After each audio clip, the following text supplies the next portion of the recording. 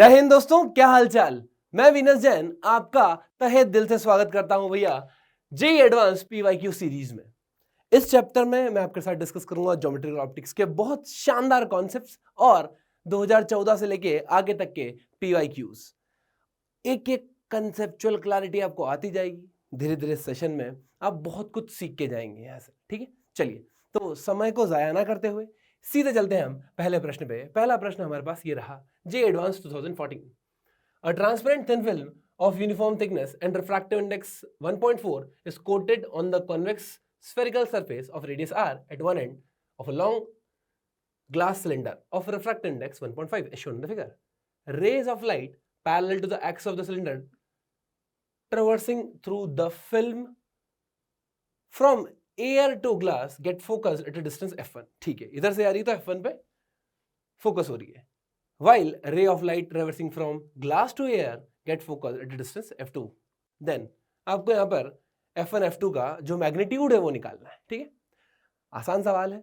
Refraction निकालना है, refraction through curved surface का फॉर्मूला लगा के अपन बहुत आसानी से निकाल लेंगे। एक चीज ध्यान रखना पर, चलिए तो यहाँ पर अपने को दे रखा है कि ये कुछ बीच में मीडियम है, दोनों जो सरफेस दिख रही है अपने को दोनों का radius of curvature R R है, यहाँ पे रिफ्रैक्टिव इंडेक्स n1 है, यहाँ पे n2 है, यहाँ पे एयर है। ठीक है, चलिए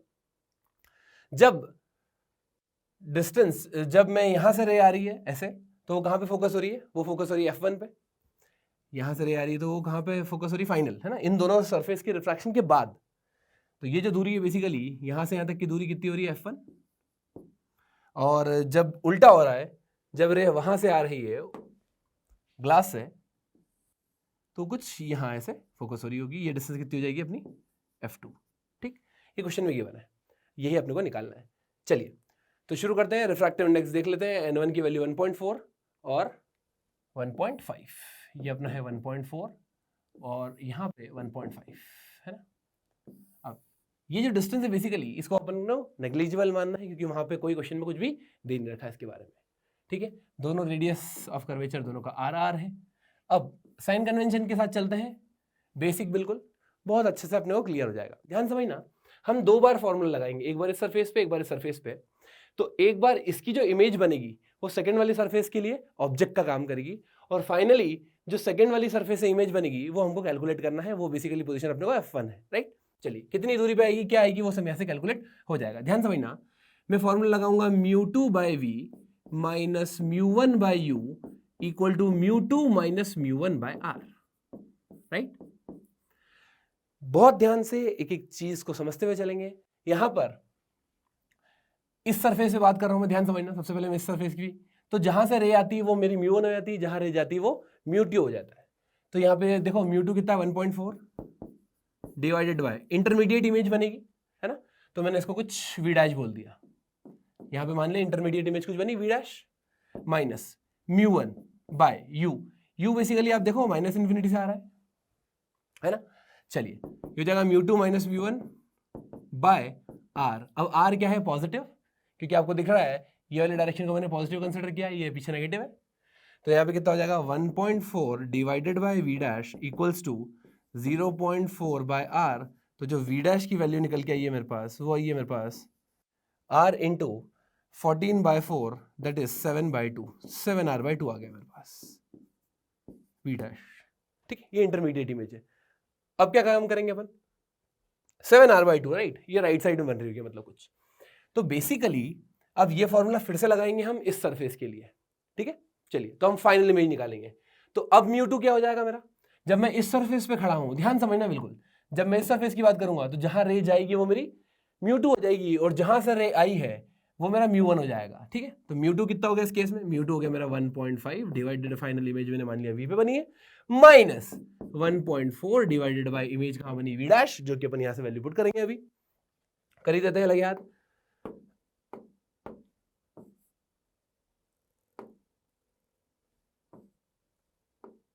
v dash right 7r/2 equal to μ2 minus μ1 by r। ठीक है, चलिए तो ये कितना हो गया, ये यहां से कैंसिल हो गया, ये 2 और पॉइंट ऊपर है। ठीक, अब देखिए 1.5 by v is equals to 0.4 by R plus 0.1 by R, that is 0.5 by R. यहाँ पे हो गया मेरे पास 3/2v इक्वल्स टू 1/2r, ये कट गया, v की वैल्यू आ गई 3r। तो जो इमेज बनी है वो कहाँ बनी है, 3r पे। और ध्यान से देखो, क्या यही पूछा था f1 की वैल्यू, f1 मेरा क्या आ गया, 3r आ गया। क्लियर। इसी तरह से अब अपने को ऑपोजिट साइड से निकालना है, मतलब अपन ग्लास को मानेंगे, है ना, कि रे जो आ रही है वो ग्लास से आ रही है। चलिए तो आगे बढ़ते हैं। यहां पर सेम चीज लेंगे, ये इधर, ये इधर, ये 1.4, ये 1.5। इस बार जो रे आ रही है वो मेरी वो ऐसे आ रही है, ठीक। और कहां पे कन्वर्ज होगी, पहली सरफेस ये मान लेता हूं, दूसरी सरफेस ये मान लेता हूं, तो इंटरमीडिएट इमेज यहां बनेगी और मान लीजिए फाइनल इमेज कुछ यहां बनी। ठीक है, अपने को यही निकालना है। सेम फॉर्मूला यूज करेंगे। फिर मैंने बोला आपको ध्यान से देखो बेटा, इस सरफेस पे सबसे पहले फॉर्मूला लगाएंगे μ2/v माइनस μ1/u वाला। μ2 क्या हो जाएगा, जहां पे मीडियम, जिस मीडियम में रे जाने वाली है, दैट इज 1.4 μ2/v, लेकिन यहाँ पे v डैश होगा, minus μ1/u, that is minus infinity. इस बार मैंने माइनस इन्फिनिटी यहाँ क्यों माना, मैंने मान लिया कि जो इंसिडेंट रे इधर आ रही है तो ये वाली डायरेक्शन मेरी पॉजिटिव हो जाएगी और ये वाली डायरेक्शन मेरी नेगेटिव हो जाएगी, है ना। ये साइन कन्वेंशन आपको ध्यान होना चाहिए ताकि इससे गलती नहीं होती है। μ2 माइनस μ1/r। अब देखो ध्यान से, r क्या है मेरा, नेगेटिव डायरेक्शन में आ रहा है यहाँ पे, तो माइनस r लिखना पड़ेगा मुझे, समझ में आया। चलिए तो ये जगह 1.4/v dash is equals to minus 0.1/-r cut गया, ये कट गया। तो v की जो वैल्यू आ गई वो आ गई मेरे पास v dash, that is equals to 14r आ चुका है। करेक्ट। अब ये तो इसके कारण इमेज है, जो इसके कारण इमेज है उसके लिए ऑब्जेक्ट काम करेगी सेकंड सरफेस के लिए। तो फिर से फॉर्मूला लगाता हूं μ2/v। इस बार आप देखो इस वाली सरफेस पे लगाएंगे तो रे ऐसी जा रही है, जिस डायरेक्शन में रे जा रही है बेसिकली इस सरफेस के बाद, रिफ्रैक्शन के बाद इस मीडियम में जा रही है, तो मेरा μ2 हो जाएगा ये। तो μ2/v ये final image minus μ1/u। u क्या है बेसिकली, इससे जो इमेज बनी है, इमेज कहाँ बनी है, इमेज बनी है मेरी राइट डायरेक्शन में, तो वो होगी प्लस कितनी 14r, यहाँ पे आ जाएगा सीधे 14r, ध्यान समझना बिल्कुल, इक्वल्स टू μ2 माइनस μ1/r। और यहाँ पे r क्या होगा, ये भी नेगेटिव होगा, है ना। चलिए तो हो जाएगा मेरे पास 1/v माइनस 0.1/r, उसको उधर ले आते हैं, तो हो जाएगा 0.1/r। 1 माइनस 1.4, माइनस को 0.4 और नीचे 0.4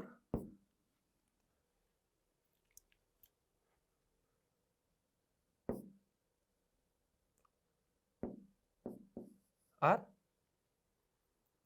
राइट। 1.5 4 1 1.4, ठीक है। μ2 minus μ1, μ2 minus μ1, everything is perfect, right. 14r। तो ये हो गया मेरे पास 1/v is equals to 0.5/r। तो जो v की वैल्यू आ गई है वो 2r आ गई है। तो यहाँ पे मेरा आंसर आ चुका है v इक्वल टू 2r। इसकी एक मेथड और देखते हैं। यहां पर अगर मान लीजिए मैंने एक सरफेस कंसिडर की ऐसे, और ये मैंने एक लेंस बनाया है ना। अब मैं एक काम करता हूँ, हर जगह रिफ्रैक्टिव इंडेक्स अलग अलग कर देता हूँ। यहाँ मान लेते हैं n1, यहाँ मान लेते हैं n2, यहाँ मान लेते हैं n3, है ना। इस प्रॉब्लम को डायरेक्ट फॉर्मूला, स्टैंडर्ड फॉर्मूले से भी किया जा सकता है, ठीक है, वही सिखा रहा हूँ मैं आपको। सबसे पहले अपन एक काम करते हैं, रिफ्रैक्शन का फॉर्मूला इस सरफेस पे लगाते हैं। तो यहाँ पे क्या लगेगा, ध्यान समझना, मैं ऑब्जेक्ट यहाँ कंसिडर कर रहा हूँ, इमेज राइट में बनेगी, फॉर्मूला होगा मेरा μ2/v, ध्यान समझना, μ2/v minus μ1/u equals to μ2 minus μ1/r, right. तो यहाँ पे जो n1 n2 n3 लिखा है वो μ1 μ2 μ3 बराबर बराबर है ना। चलिए अब मैं क्या करता हूँ, यहाँ पे मैं मान लेता हूँ कि इस सरफेस के कारण कोई इंटरमीडिएट इमेज बनी होगी, तो हो जाएगा मेरा n2 divided by v dash, ठीक है। साइन, अगर साइन कुछ नहीं पुट कर रहे हैं अभी अपन, साइन जब अपन फॉर्मूले में जब वैल्यू पुट करेंगे तब अपन पुट करेंगे, ठीक है। बाकी सब एज इट इज चल रहा है।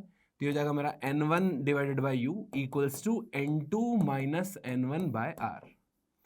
सिमिलरली जब मैं इस सरफेस के कारण देखूंगा, फाइनल इमेज में मान लेता हूं कहीं v डिस्टेंस पे बनी होगी, जो पहले वाली सरफेस की इमेज है वो सेकंड के लिए ऑब्जेक्ट बन जाएगी। तो क्या हो जाएगा मेरा μ2, अब क्या हो गया, μ2 मेरा n3 बन गया, n3 by final image minus n2 divided by V dash object, इसकी इमेज हमारा ऑब्जेक्ट है, equal to n3 minus n2 divided by r। अब एक काम करते हैं, दोनों इक्वेशन को उठा के ऐड कर दो। क्यों? क्योंकि ये वी डैश जो इंटरमीडिएट टर्म है वो कट जाएगी। जैसे मैं दोनों को ऐड करूंगा, ध्यान समझना क्या आएगा यहाँ पे आएगा मेरे पास n3 by V minus n1 by u equal to n3 minus n2 divided by r plus n2 minus n1 divided by r। ठीक, ये मेरे पास स्टैंडर्ड फॉर्मूला निकल के आ गया है एक। अब मुझे क्या करना है, अब मुझे सिर्फ वैल्यू पुट करना है n1, n2 और n3 की। देखिए क्वेश्चन में क्या गिवन है, क्वेश्चन में हमको गिवन है कि यहाँ पर जो वैल्यू दे रखी है वो कितनी है, 1.4 बीच वाले की, है ना, और साइड में कितनी 1.5, यहाँ पे 1.4 है, यहाँ पे 1.5 है और यहाँ पे 1 है। ऑल्दो जो सरफेस दे रखी है अपने को, वो सरफेस कैसे दे रखी है, इस साइड पे ऐसे, है ना। तो अपन अब सारी चीजें विद साइन पुट करेंगे, ठीक है। चलिए मैं मान लेता हूं कि अभी ऑब्जेक्ट कहाँ है, लेफ्ट में है। यहाँ पे तो जो फोकस बनेगी, ये जो f1 की वैल्यू आएगी वो यहाँ से आना चाहिए, ऐसे, है ना, ये डिस्टेंस मेरी f1 हो जाएगी। अब ये कैलकुलेट करते हैं, तो मेरा बेसिकली n1 ये, n2 ये, n3 ये हो जाएगा, है ना। इधर पुट करो n3 कितना है 1.5, 3/2v minus n1 by u। अब देखो ये ऑब्जेक्ट तो इन्फिनिटी पे, तो 1/∞ 0 में डायरेक्ट पुट कर देता हूँ। यहाँ पे n3 माइनस n2, देखो n3 माइनस n2 कितना हो गया, 1.5 minus 1.4 that is 0.1 divided by r, plus का r लेंगे, विद साइन पुट करना हो सब चीज, है ना, plus n2 minus n1, n2 minus n 1.4 minus 1 0.4 by r, तो कितना हो गया, ये हो गया मेरे पास 3/2v is equals to 0.5 r that is 1/2 r, 2 से 2 कट गया, जो v की वैल्यू आई है मेरे पास 3r डायरेक्ट आ गई है, और यही हमारा आंसर आया था। क्लियर, v क्या है मेरा f1, है ना। चलिए सिमिलरली अब मैं क्या करता हूं, सेकंड केस कंसिडर करते हैं अपन। सेकंड केस में मुझे ऑब्जेक्ट यहां से आता हुआ मानना है, इधर रखा है, और इमेज यहां कहीं बनेगी इस पॉइंट पे, ये डिस्टेंस अपन f2 हो जाएगी, है ना, इसको अपन f2 कंसिडर कर लेंगे। अब समझना ध्यान से बिल्कुल, यहां पर ये मेरा जो n1 है, n1 ये हो जाएगा, n2 ये हो जाएगा, n3 ये हो जाएगा, ये बात क्लियर है ना। मतलब क्या हुआ, n2 तो एज इट इज रहा है, बस n1 n3 ने अपनी पोजीशन चेंज कर ली है। चलिए लगा देते हैं इसको, n3 बाय v, n3 मतलब ये, तो ये हो जाएगा मेरे पास 1/v minus n1 by u। अब वही बात, ये तो इन्फिनिटी पे u, तो ये 1/∞ 0 हो जाएगा, कुछ भी रख दो उसको, कोई फर्क नहीं पड़ता। n3 minus n2, n3 minus n2, ध्यान से देखो 1 माइनस 1.4, तो ये माइनस का 0.4 डिवाइडेड बाय, अब ध्यान से देखो इस डायरेक्शन को मैंने पॉजिटिव कंसिडर करा है, तो जो r है वो नेगेटिव आ जाएगा इस बार, बिल्कुल सही, ये मेरा r क्या आ गया, negative, plus n2 minus n1, ध्यान समझना, ये n2 ये n1, 1.4 माइनस 1.5, माइनस का 0.1 आ गया, डिवाइडेड बाय जो r है वो भी क्या है, नेगेटिव है, तो यहाँ पे क्या आ गया मेरे पास 1/v is equals to 0.5 by r, तो v की वैल्यू जो आई है वो 2r आई है। आप देख सकते हैं पहले का आंसर 3r और दूसरे का 2r, एग्जैक्ट हमारा यहाँ पे आया था, दूसरे का आंसर 2r आया था, पहले का आंसर 3r आया था, और ये मेरे दोनों ऑप्शन मैच कर गए थे। ठीक है, तो इस तरह से आप डायरेक्ट फॉर्मूला यूज करके भी आंसर को बहुत आसानी से निकाल सकते हैं। क्लियर, चलिए अब देखते हैं अगला सवाल। यहां पर हमें दे रखा है, a point source S is placed at the bottom of a transparent block of height 10 mm and refractive index 2.72. It is immersed in a lower refractive index liquid as shown in the figure. It is found that the light emerging from the block to the liquid forms a circular bright spot of diameter 11.54 millimeter on the top of the block. The refractive index of liquid is, आपको liquid का refractive index बताना है। ठीक है, इस तरह का सवाल हम कर चुके हैं, हम बहुत अच्छे से पढ़ते हैं concept circle of illuminance, right, ये वही वाला कॉन्सेप्ट है। चलो इसका डायग्राम बना लेते हैं। डेटा क्या है, 11.54 का डायमीटर है, मतलब यहाँ पर कुछ सर्कल टाइप का बन रहा होगा ऐसे मान लो, और इसका डायमीटर कितना है 11.54, मतलब 5.77 इसका रेडियस हो गया। ये हाइट दे रखी है अपने को 10, है ना। चलिए अब ध्यान समझिए कि जो रेज ऐसे निकल के जाएगी, राइट, जो रे ऐसे निकल के जाएगी वो तो रिफ्रैक्ट हो जाएगी, ठीक है, वहां तो लाइट दिखेगी, लेकिन ये वाला जो पॉइंट है बेसिकली ये अपना क्या है, क्रिटिकल एंगल है। यहां पर रे इस तरह से जा रही होगी, और एंगल बढ़ेगा तो TIR होने लग जाएगा, है ना। चलिए अब ध्यान समझिए, ये 5.77, ये 10, तो अगर मैं चाहूं तो यहां से ये IC है, राइट। अब इस पॉइंट पे मुझे पता है बाहर कोई लिक्विड है, बाहर क्या है, कोई लिक्विड, इसका रिफ्रैक्टिव इंडेक्स में कितना मान लेता हूँ, म्यू मान लेता हूँ। अंदर वाले का रिफ्रैक्टिव इंडेक्स अपने को कितना दे रखा है, 2.72, ये क्वेश्चन में लिखा है ना, 2.72। चलिए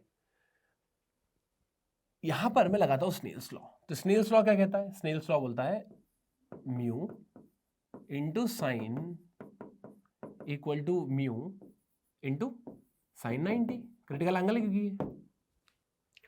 तो यहां पर एंगल ऑफ रिफ्रैक्शन कितना होगा, 90 डिग्री हो गया होगा, बिल्कुल सही बात है सर।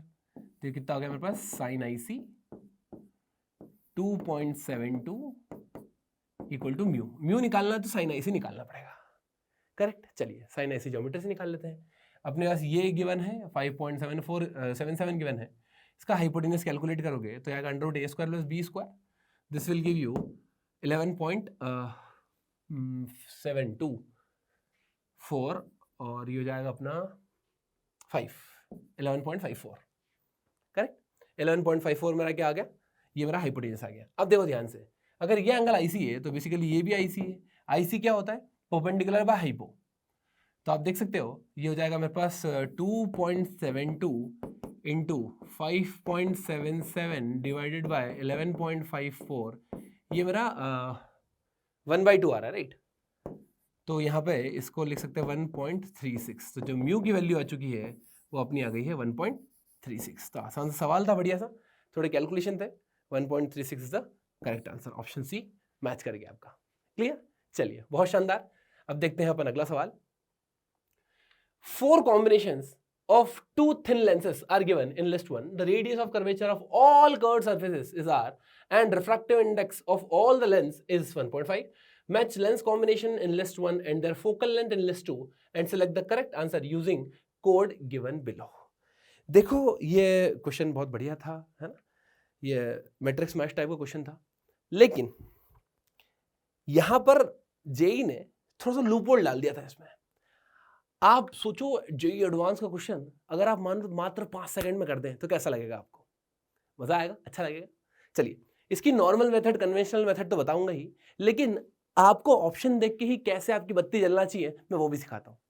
ध्यान से देखो, ये अपने को कॉन्वेक्स लेंस दिख रहा है क्योंकि ये कॉन्वेक्स लेंस, ये भी कॉन्वेक्स लेंस, इसका फोकल लेंथ पॉजिटिव होगा, इफेक्टिव भी पॉजिटिव होगा क्योंकि दे रखा हमने जो लेंस है वो 1.5 का रिफ्रैक्टिव इंडेक्स से ज्यादा है एयर से। तो इन दोनों का कॉम्बिनेशन होगा, उसका भी कुछ पॉजिटिव आंसर आएगा। ये दोनों भी क्या है, प्लेनो कॉन्वेक्स, तो इसका भी कुछ पॉजिटिव आंसर आना है। ऑप्शन देखा, मेरे को एक नेगेटिव दिखा, मुझे एक नेगेटिव दिखा, तो मुझे ये तो लगा कि 100% ये कॉनकेव या उसका भाई होना चाहिए। तो अब देखो यहाँ पे ये प्लेनो कॉनकेव, ये प्लेनो कॉनकेव, राइट, ये प्लेनो कॉनकेव, प्लेनो कॉनकेव, ठीक बात है।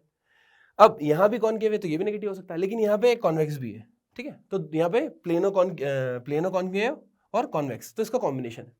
अब आप सोचो ये दोनों नेगेटिव तो हो नहीं सकते, इन दोनों में से एक ही पॉसिबिलिटी नेगेटिव होने की, है ना, मतलब दोनों भी हो सकते हैं नेगेटिव, लेकिन क्योंकि ऑप्शन में एक ही है तो ये बात तो क्लियर हो गई कि ये वाला 100% नेगेटिव ही आना है, ये वाला तो 100% नेगेटिव ही आना है। आप देखो R सीधा सीधा मैच कर रहा है किससे, 3 से, और इधर आप देखोगे तो R मैच कर रहा है 3 से, R मैच कर रहा है 3 से, R मैच कर रहा है 3 से, करेक्ट।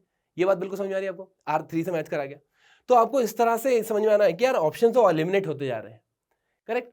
अब कोई भी एक उठा के देख लो, और कैसे उठाना, ध्यान से, बिल्कुल बहुत बहुत स्मार्टली सिलेक्ट करना, जैसे P1 P4 P1 P2 P2, ठीक है। तो ये फर्स्ट वाला ऑप्शन मत करो, लेकिन अगर सेकंड वाला ऑप्शन देखें, Q वाला ऑप्शन देखें, तो Q2 Q1 Q4 Q1, है ना। तो अपन यहां भी देख सकते हैं Q पे, सिमिलरली S पे देखो, S4 S1 S3 S4, है ना। इसका मतलब ये बात तो क्लियर है अपने को कि ऑप्शन देखने के बाद एक चीज समझ में आ रही है कि थर्ड वाला ऑप्शन सॉल्व नहीं करना है। थर्ड का सीधा सीधा क्या है, R दिख रहा है, तो ये तो गलत हो गया। अब अपने को इन तीनों में से देखना है, क्या देखना है अपने को, इन तीनों में से। अगर मैं सेकंड वाला ऑप्शन देख लूं, ध्यान से देखो, ये Q2 है, ये Q4 है और ये Q1 है, तो मेरा काम हो जाएगा। क्या बात समझ में आ गई, है ना। अच्छा ये बात सही है सर, सेकंड वाला ऑप्शन आप देख लेते हैं इफेक्टिव निकाल के। चलो इफेक्टिव कैसे निकालेंगे, ध्यान समझना। ये अपने को दे रखा है प्लेनो कॉन्वेक्स, दो ही साइड से, है ना।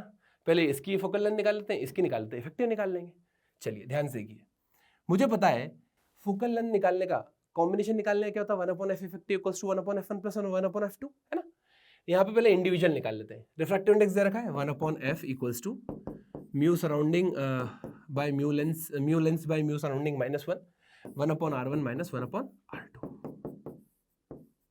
करेक्ट। अच्छा, तो ये कितना हो गया 1.5 माइनस 1, यहाँ पे ये तो इन्फिनिटी है, माइनस ये नेगेटिव आ जाएगा माइनस r। देखो ध्यान से कितना हो गया 1/2 और यहाँ पे r बचा। तो जो फोकल लेंथ आ गई मेरी वो कितनी आ गई 2r के बराबर आ गई, है ना। स्मॉल r भी लिख सकते हो, कैपिटल R, जो भी क्वेश्चन में गिवन हो आप लिख लो उसको आराम से, है ना। यहाँ मैं कैपिटल R लिख देता हूँ। तो फोकल लेंथ इंडिविजुअल की एक की कितनी आ गई 2r आ गई। सिमिलरली इसकी भी कितनी आएगी 2r ही आएगी, है ना। ये हम जानते हैं बहुत अच्छे से। तो 1/f इक्वलेंट कितना आ जाएगा मेरे पास 1/f1 प्लस 1/f2। दोनों को इंडिविजुअल लेंस ट्रीट कर लो और इफेक्टिव ऐसे ही निकालते हैं अपन, कॉम्बिनेशन ऑफ लेंस का। तो कितना हो गया 1/2r प्लस 1/2r, तो लिख दो डायरेक्ट 2 इंटू 1/2r। तो जो f इक्वलेंट निकल के आएगा मेरा, f इक्वलेंट कितना आ रहा है बेटा r आ रहा है। f इक्वलेंट कितना आ गया r आ गया, ठीक। तो f इक्वलेंट इस केस में कितना आ रहा है मेरे पास r आ रहा है। तो p का जो है वो 4 आ रहा है। p का सॉरी अपन q ऑप्शन देख रहे हैं, तो यहाँ पर q का क्या आ रहा है 4 आ रहा है। तो यहाँ पे आप देख सकते हो q q q q q q का मेरे पास 4 आ गया। तो आप देखो q का 4, इसका मतलब the correct answer will be B option. Clear एकदम। चलिए बहुत शानदार, आगे बढ़ते हैं। अगला सवाल देखते हैं। Consider a concave mirror and a convex lens, refractive index दे रखा है आपको 1.5, फोकल लेंथ दे रखा है 10, separated by distance 50 centimetre in air, refractive index air का दे रखा है 1 है, shown in the figure. An object is placed at a distance 15 centimeter from the mirror. Its erect image is formed by the combination has magnification m1. जो erect image बन रही है, erect मतलब same side पे बन रही होगी, right. चलिए, तो बेसिकली क्या हो रहा है, यहाँ से एक इमेज बन रही है, उसके कारण एक और इमेज बन रही है। इसकी इमेज इसके लिए ऑब्जेक्ट है, उसकी इमेज बन रही है। तो अगर ये ऑब्जेक्ट है तो जो फाइनल इमेज बन रही है वो भी इरेक्ट है, मतलब वो भी सेम साइड बन रही होगी। When the setup is kept in a medium of refractive indices 7/6, the magnification becomes m2। ठीक बात है। अब ध्यान समझो, सबसे पहले एक काम करते हैं अपन, इस मिरर के कारण इमेज कहाँ बन रही है ये कैलकुलेट कर लेते हैं, ठीक है। तो यहाँ मिरर फॉर्मूला लगाएंगे। मुझे पता है मिरर फॉर्मूला हम बहुत अच्छे से जानते हैं, 1/v plus 1/u equals to 1/f। जब इसको सॉल्व करते हैं तो ये आता है uf/u माइनस एफ, करेक्ट। ये स्टैंडर्ड फॉर्मूला है, याद रखोगे तो बढ़िया रहेगा। चलिए, तो अपन एक काम करते हैं, इस पॉइंट को ऐसे रे इंसिडेंट रे ऐसे जा रही होगी, इस डायरेक्शन को अपन पॉजिटिव मान लेते हैं। तो u कितना आ गया मेरा, u आ गया मेरा -15। जो फोकल लेंथ है वो कितनी है, फोकल लेंथ अपनी नेगेटिव होगी और क्वेश्चन में गिवन होगा, हाँ फोकल लेंथ 10 है, that is -10 upon -15 -10, minus minus हो गया प्लस। तो ये बचा नीचे क्या बचा -5 से -15, ये 3 टाइम्स कट गया, मेरा आंसर आ गया -30। मतलब जो इमेज बन रही है v वो क्या बन रही है -30। -30 का मतलब यहाँ कहीं इमेज बन रही होगी, करेक्ट। और कैसी इमेज बनती है, यहाँ पे आप देखोगे अगर मैं मैग्निफिकेशन निकालूं -v/u, है ना, मैग्निफिकेशन -v/u निकालूं तो मैग्निफिकेशन कैसा आ रहा है मेरे पास, ये भी नेगेटिव ये भी नेगेटिव, तो इमेज ऐसी बन रही होगी, ठीक है। अच्छा, बिल्कुल सही बात है, ये ऐसी इमेज बन रही है। कितने डिस्टेंस पे, ये 30 सेंटीमीटर पे। इसका मतलब लेंस से कितनी दूरी हो गई, लेंस से इसकी दूरी हो गई 20 सेंटीमीटर, टोटल 50। अच्छा, फोकल लेंथ कितना, फोकल लेंथ इसका 10 है, ठीक बात, ओके। अब ध्यान से अगर अपन एक चीज समझें तो इसके कारण क्या बन रही है, इसके कारण इसकी इमेज बन रही होगी कहीं, है ना, बिल्कुल सही बात है, इमेज बन रही होगी कहीं ना कहीं, कोई दिक्कत नहीं है। अब मुझे क्या करना है, मुझे तो इन दोनों के कॉम्बिनेशन के कारण जो मैग्निफिकेशन आ रहा है वो निकालना है। ध्यान समझना बिल्कुल। मैं मान लेता हूं कि इसका मैग्निफिकेशन लिख देता हूं मैं mm और इसका मैग्निफिकेशन लिख देता हूं मैं m lens, correct. Net magnification का फॉर्मूला क्या होता है, m नेट, नेट मैग्निफिकेशन निकालने का फॉर्मूला होता है m1 into m2, m1 into m2, correct. अब किया क्या उन्होंने इस पूरा सेटअप को पानी में डाल दिया। जब उस पूरा सेटअप को पानी में डाल दिया तो बेसिकली हुआ क्या, नया मैग्नीफिकेशन आ गया एम नेट न्यू, लेकिन फॉर्मूला तो अभी वही रहेगा, एम लेंस के कारण नए वाला इनटू मैग्नीफिकेशन ऑफ लेंस और मैग्नीफिकेशन ऑफ मिरर, नया नया। देखो ध्यान से, एक चीज थोड़ी सी बुद्धि लगाएं अगर, तो एक चीज अपने को ये पता होना चाहिए कि जो मिरर होता है रिफ्रैक्टिव इंडेक्स चेंज करने के साथ, मीडियम चेंज करने के साथ, सराउंडिंग चेंज करने के साथ, मान लो मैंने उसको पानी में डाल दिया मिरर को, तो उसकी फोकल लेंथ पे कोई फर्क नहीं पड़ता, लेकिन अगर लेंस को मैं डुबा दूंगा पानी में तो उसकी फोकल लेंथ पे फर्क पड़ता है। इसका मतलब ये है कि अगर मुझे नेट मैग्नीफिकेशन का रेशियो निकालना है तो ये वाली जो टर्म है ये तो कांस्टेंट ही रहना है, तो क्यों ना मैं डायरेक्ट ऐसा काम करूं, सिर्फ मैग्नीफिकेशन लेंस का लेके उसको कंपैरिजन कर लूं, मेरा काम हो जाएगा। तो अगर मुझे मैग्नीफिकेशन निकालना है nu divided by net magnification old, तो बेसिकली क्या करना है, कुछ भी नहीं, सिर्फ मैग्नीफिकेशन निकालो लेंस के कारण, लेंस का nu divided by magnification of lens old, बस बात खत्म। ठीक है। अच्छा, अब मैग्नीफिकेशन कैसे निकालते हैं सर, तो मुझे पता है लेंस फॉर्मूला क्या होता है, 1/v माइनस 1/u, है ना। तो u v कैसे निकलेगा, uf/u प्लस f, ठीक बात। अच्छा, जिसका मैग्नीफिकेशन का फॉर्मूला होता है, मैग्नीफिकेशन होता है v/u, जनरलाइज्ड फॉर्मूला लिख रहा हूं मैं, है ना, v/u, तो ये कितना हो जाएगा, uf/u plus f divided by u, तो ये कट गया, ये बचा f/f प्लस u, ये मैग्नीफिकेशन आ गया, ये मैग्नीफिकेशन आ गया। अब देखो दोनों केस में u तो सेम है, करेक्ट, पहले जो मिरर के कारण इमेज बन रही है वही लेंस का ऑब्जेक्ट है, तो लेंस के लिए जो u आएगी, जो भी आ रही है बेसिकली, अब आई थिंक 20 है, राइट, इस केस में 20, तो वो u तो फिक्स है, फोकल लेंथ चेंज हो रही है, क्या हो रहा है, फोकल लेंथ चेंज हो रही है, ठीक बात है, उसका रेशियो निकालना पड़ेगा मुझे, और फिर यहाँ आंसर आ जाएगा। अब एक काम करते हैं अपन, फोकल लेंथ पे फोकस करते हैं, 1/f इक्वल्स टू, ध्यान समझना, म्यू लेंस कितना है, 1.5 दे रखा होगा शायद, हाँ 1.5, और जो पानी है वो बाहर लिक्विड है वो कितना, 7/6, ठीक है, ओके, तो ये हो जाएगा 1.5, इसको डायरेक्ट लिख देते हैं अपन,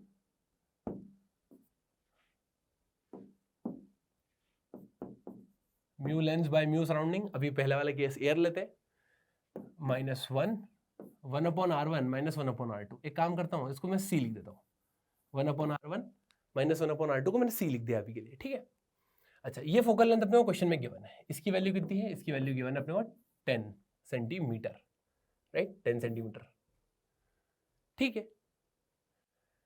अब जब पानी में डाल दिया तो 1/f new equals to mu lens upon mu surrounding, that is 7/6, right, 7/6 -1 1/r1 minus 1/r2, c रख दिया एज इट इज, ठीक। चलिए, तो ये कितना हो गया, ये हो गया मेरे पास 3/2 इंटू 6/7 -1, और जो c की वैल्यू है, इसको एक काम करते हैं अपन, 1.5 -1, तो ये कितना हो गया, डायरेक्ट लिख गया c/2, तो c/2 की वैल्यू कितनी है, c/2 की वैल्यू 10 है, तो जो c की वैल्यू आएगी, c की वैल्यू 2/10, दैट इज 1/5 रख देता हूँ मैं, है ना, यहाँ पे, तो c की वैल्यू कितनी हो गई, 1/5 रख देता हूँ, 1/f न्यू, ये आ गया मेरे पास 3, 9 - 7 2, 2/7 इंटू 5, तो जो f न्यू निकल के आया है, न्यू फोकल लेंथ, वही है 35/2, 17.5, है ना, 35/2, ठीक बात है। चलो, अब इसको यहां सब्स्टिट्यूट करते हैं, इस केस में मुझे पता है, मुझे क्या निकालना है, मैग्नीफिकेशन का रेशियो लेंस का, तो हो जाएगा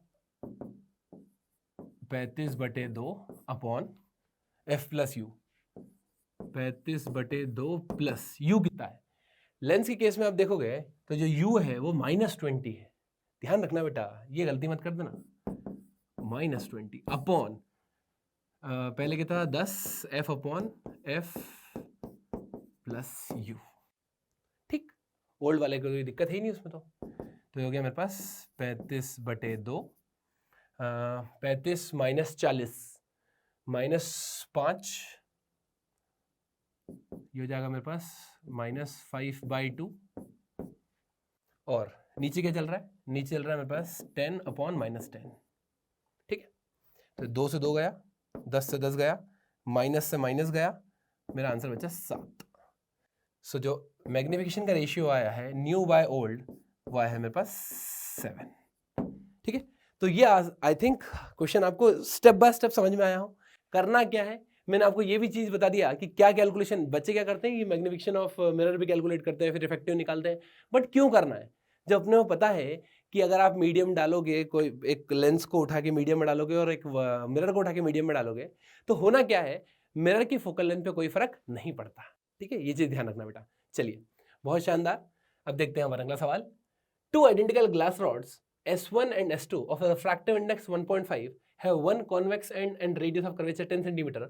They are placed with the curved surface at a distance d as shown in the figure, with their axes shown by the dashed line aligned. When a point source of light P is placed inside rod S1 and on its axis at a distance 50 cm from the curved surface, the light ray emanating from it are found to be parallel to axis inside S2. The distance d is.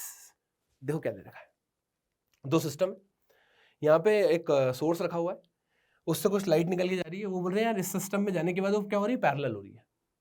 कैसे हो रही है, parallel हो रही है।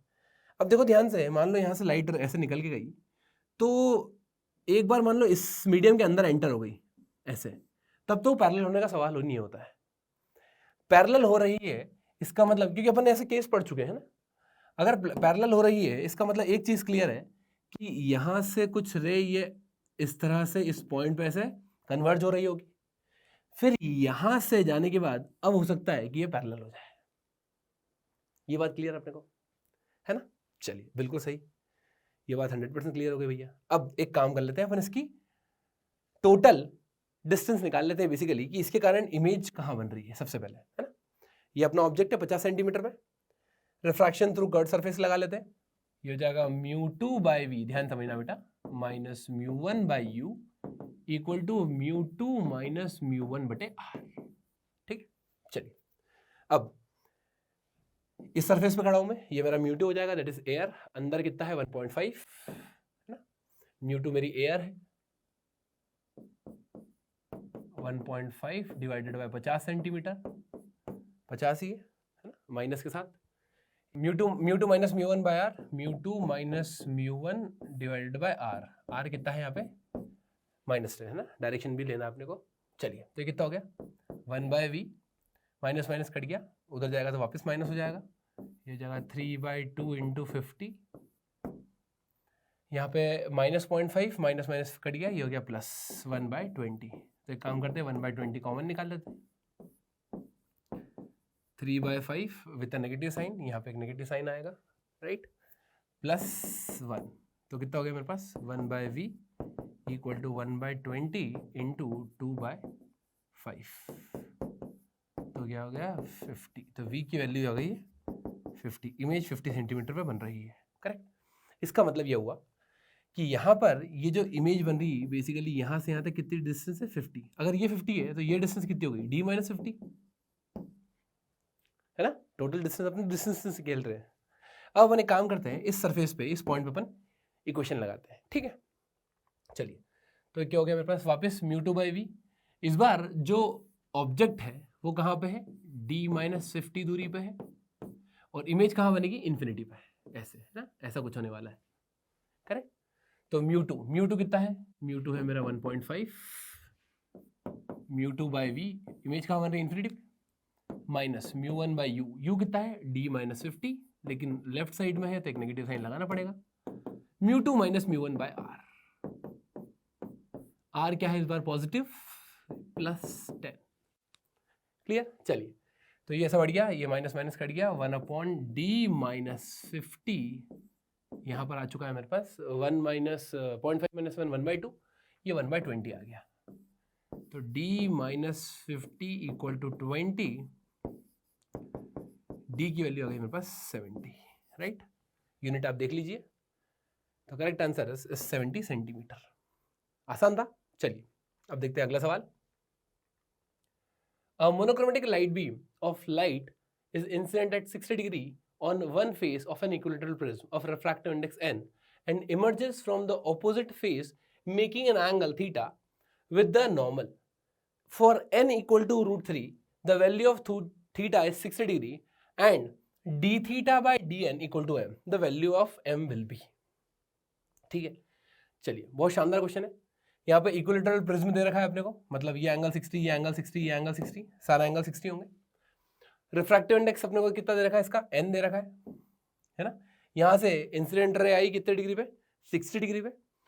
Incident ray 60 degree पे आई, वो बोल रहे हैं कि जब थीटा 60 हो जाएगा, मेरा थीटा कितना हो जाएगा 60, n की वैल्यू कितनी रहेगी √3। अब देखो एंगल ऑफ इंसिडेंस और एंगल ऑफ इमर्जेंस बराबर हुआ है ना। इसका मतलब यहाँ पे जो एंगल ऑफ रिफ्रैक्शन r हुआ होगा, R1 R2 ये बराबर हुए होंगे, करेक्ट। इसका मतलब ध्यान से देखो आप, a क्या होता है, a होता है मेरे पास R1 प्लस R2। a क्या होता है R1 प्लस R2, हाँ भैया ये तो बिल्कुल सही बात है। a होता है R1 R2, ये R1 R2 बराबर कब होते हैं, मिनिमम डिविएशन के केस में, है ना। यहाँ पे a कितना है, R1 प्लस R2 के बराबर है, ठीक बात है, ओके। जो कि किसके बराबर है, जो कि है मेरे पास 60 डिग्री के बराबर, तो ये मेरे पास 60 डिग्री आ गया। R1 प्लस R2 कितना आ गया मेरे पास, 60 डिग्री आ चुका है, क्लियर। अच्छा, अब एक काम करते हैं, सबसे पहले मैं अगर यहां पे फोकस करूं इस पॉइंट पे, तो देखो ध्यान से यार, एंगल ऑफ इंसिडेंस कितना है, ये तो फिक्स अपना 60 डिग्री है, इसमें कोई दिक्कत नहीं है ना। अच्छा, emerges out making an angle theta with the normal, ये बिल्कुल सही बात है। यहाँ पे अपने क्वेश्चन में सब कुछ क्लियर दे रखा है, आपको D theta by D N निकालना है कि रिफ्रैक्टिव इंडेक्स चेंज करने के साथ साथ मेरा जो एंगल है, जो थीटा है, वो कैसे चेंज होगा, ठीक बात। अच्छा, मैं काम करता हूँ, सबसे पहले मैं यहाँ पे स्नेल्स लॉ लगाता हूँ। कब, जब रिफ्रैक्टिव इंडेक्स एन है और ये एंगल थीटा है, हमें पता नहीं है ये वैल्यू, तो मैं यहाँ पे स्नेल्स लॉ लगाता हूँ। इधर यहाँ पे आप देख सकते हो ऐसे, ये एंगल कुछ नॉर्मल से थीटा बन रहा है, ये n है, ये हो जाएगा मेरे पास n sin R2, इसको मैं R2 बोल देता हूँ, n sin R2 equals to 1 into sine theta, correct. चलिए, अब इस R2 को मैं एक काम करता हूँ, R1 के टर्म्स में लिखने की कोशिश करता हूँ। ये कितना हो जाएगा मेरे पास, n sin a minus R1 equal to sine theta, ये भी क्लियर है। अब a कितना 60, तो मैं काम करता हूँ सीधे 60 डिग्री पुट कर देता हूँ। यहाँ पे क्या हो जाएगा मेरे पास, सीधे 60 डिग्री पुट कर देते हैं इसको अपन, तो ये हो जाएगा मेरे पास 60 माइनस R1, ठीक। अच्छा, अब ध्यान से देखो, ये R1 की वैल्यू अगर मैंने डाल दी तो n और थीटा का रिलेशन मिल गया मेरे को, और डिफरेंशिएट कर दूंगा, मेरा काम हो जाएगा, ठीक है। R1 की वैल्यू कैसे निकालेंगे, R1 की वैल्यू अपन यहां से निकालेंगे। ध्यान से देखो कैसे, इस पॉइंट पे जब मैं रिफ्रैक्टिव इंडेक्स, जब मेरा √3 है, तो कितना हो गया, ध्यान समझना, यहां पर मैंने निकाला साइन, ध्यान समझो, sign 60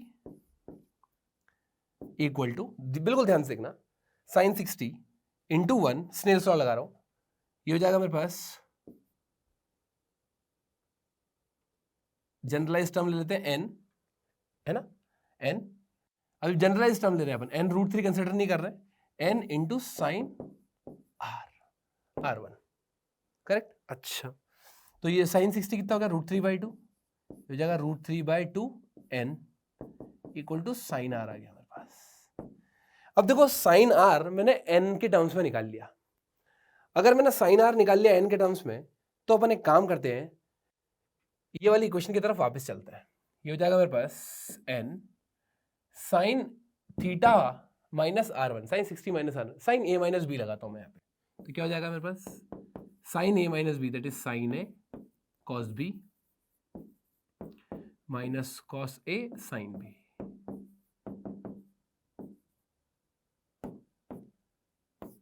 equal to sine theta, ठीक बात है। साइन R1 की वैल्यू हमें पता है √3/2 है। cos 60 कितना होता है, cos 60 होता है मेरे पास 1/2, √3/2n equal to sine theta, यहाँ पे n साइन 60 मतलब √3/2। अब cos r1 निकाल लेते हैं। देखो ध्यान से, अगर साइन r1 ये है तो परपेंडिकुलर डिवाइडेड बाय हाइपो, ये कितना हो गया 4n² - 3 का रूट, है ना। तो 4n² - 3, 4n² - 3 का रूट, ये बेस अपॉन हाइपो हो गया अपॉन 2n। ठीक, चलो अब पूरी इक्वेशन आप देखो मेरे पास n और थीटा में आ गई है। अगर ये n और थीटा में है तो अब तो मुझे सिर्फ डिफरेंशिएट करके काम हो जाएगा मेरा। चलिए अब जितना अपन सिंप्लीफाई कर सकते हैं पहले अपन सिंप्लीफाई कर लेते हैं। ठीक है, ध्यान से देखो, यहां पर ये n से तो n कट गया, ये तो गया, √3/4 कॉमन निकाल लिया, √3/4 एज इट इज क्या निकल गया कॉमन। अंदर क्या बचा, अंदर बचा मेरे पास √4n² - 3 और यहां बचा -1 equal to sine theta. Clarity. अब इसको करेंगे डिफरेंशिएट।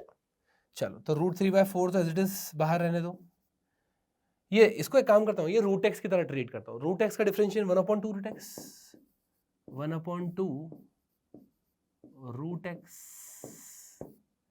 इसको डिफरेंशिएट करेंगे क्या हो जाएगा, ये 4 8n, ये तो 0 हो गया, 0 हो गया equal to sine theta d(θ/dn). ठीक है, तो मैंने क्या किया, पूरी इक्वेशन को n के रेस्पेक्ट से डिफरेंशिएट कर दिया। तो ये यहाँ पे थीटा ही वेरिएबल है, n भी वेरिएबल है। ठीक बात है। अब देखो क्या हो रहा है, यहाँ पे ये 4 2 8, ये 8 8 कैंसिल हो गया, करेक्ट। अब ध्यान से देखो, n की वैल्यू गिवन है हमको, n की वैल्यू कितनी है √3, क्वेश्चन में गिवन था n की वैल्यू कितनी है √3, थीटा कितना लेना 60 डिग्री। ठीक बात है, n की वैल्यू √3 डालेंगे, यहाँ पे आ जाओ, ये हो जाएगा मेरे पास √3, यहाँ पे n है तो यहाँ पे एक और √3, अंदर 4n², n की वैल्यू डालते हैं √3, तो √3 का स्क्वायर कितना हो जाएगा 3, 3 × 4 12, 12 - 3 9, 9 का under √3, 3 equal to sine theta, sine 60, sine 60 कितना हो जाएगा √3/2,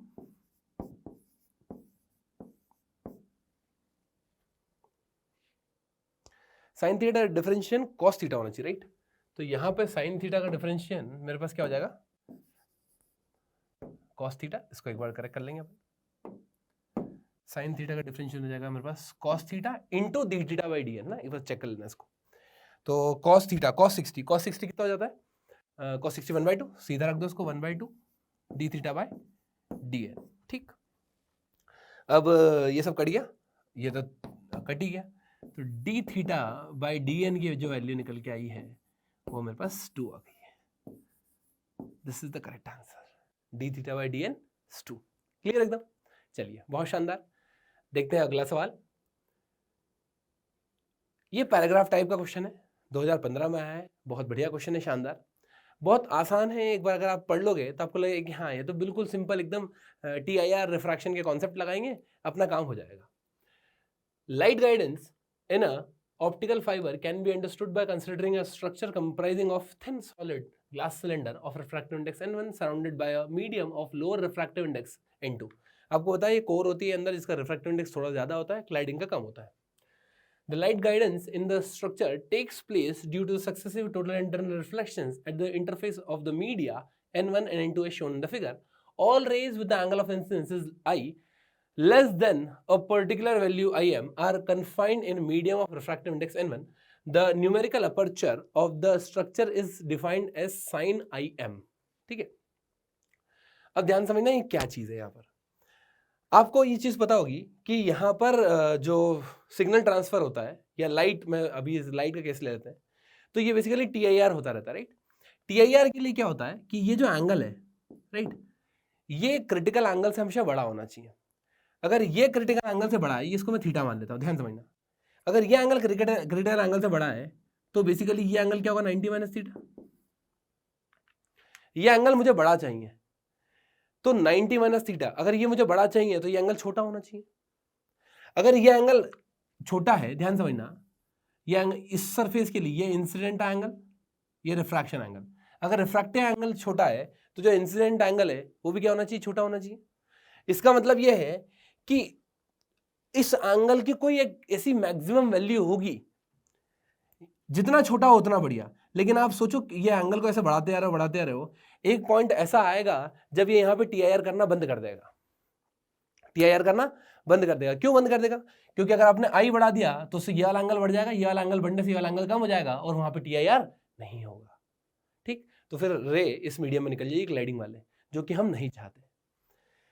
ठीक बात है, ये बात 100% क्लियर हो गई कि ये चीज हम नहीं चाहते। अब ध्यान समझना, सबसे पहले मैं इस पॉइंट पे स्नेल्स लॉ लगाता हूं, तो ये क्या हो जाएगा मेरे पास, साइन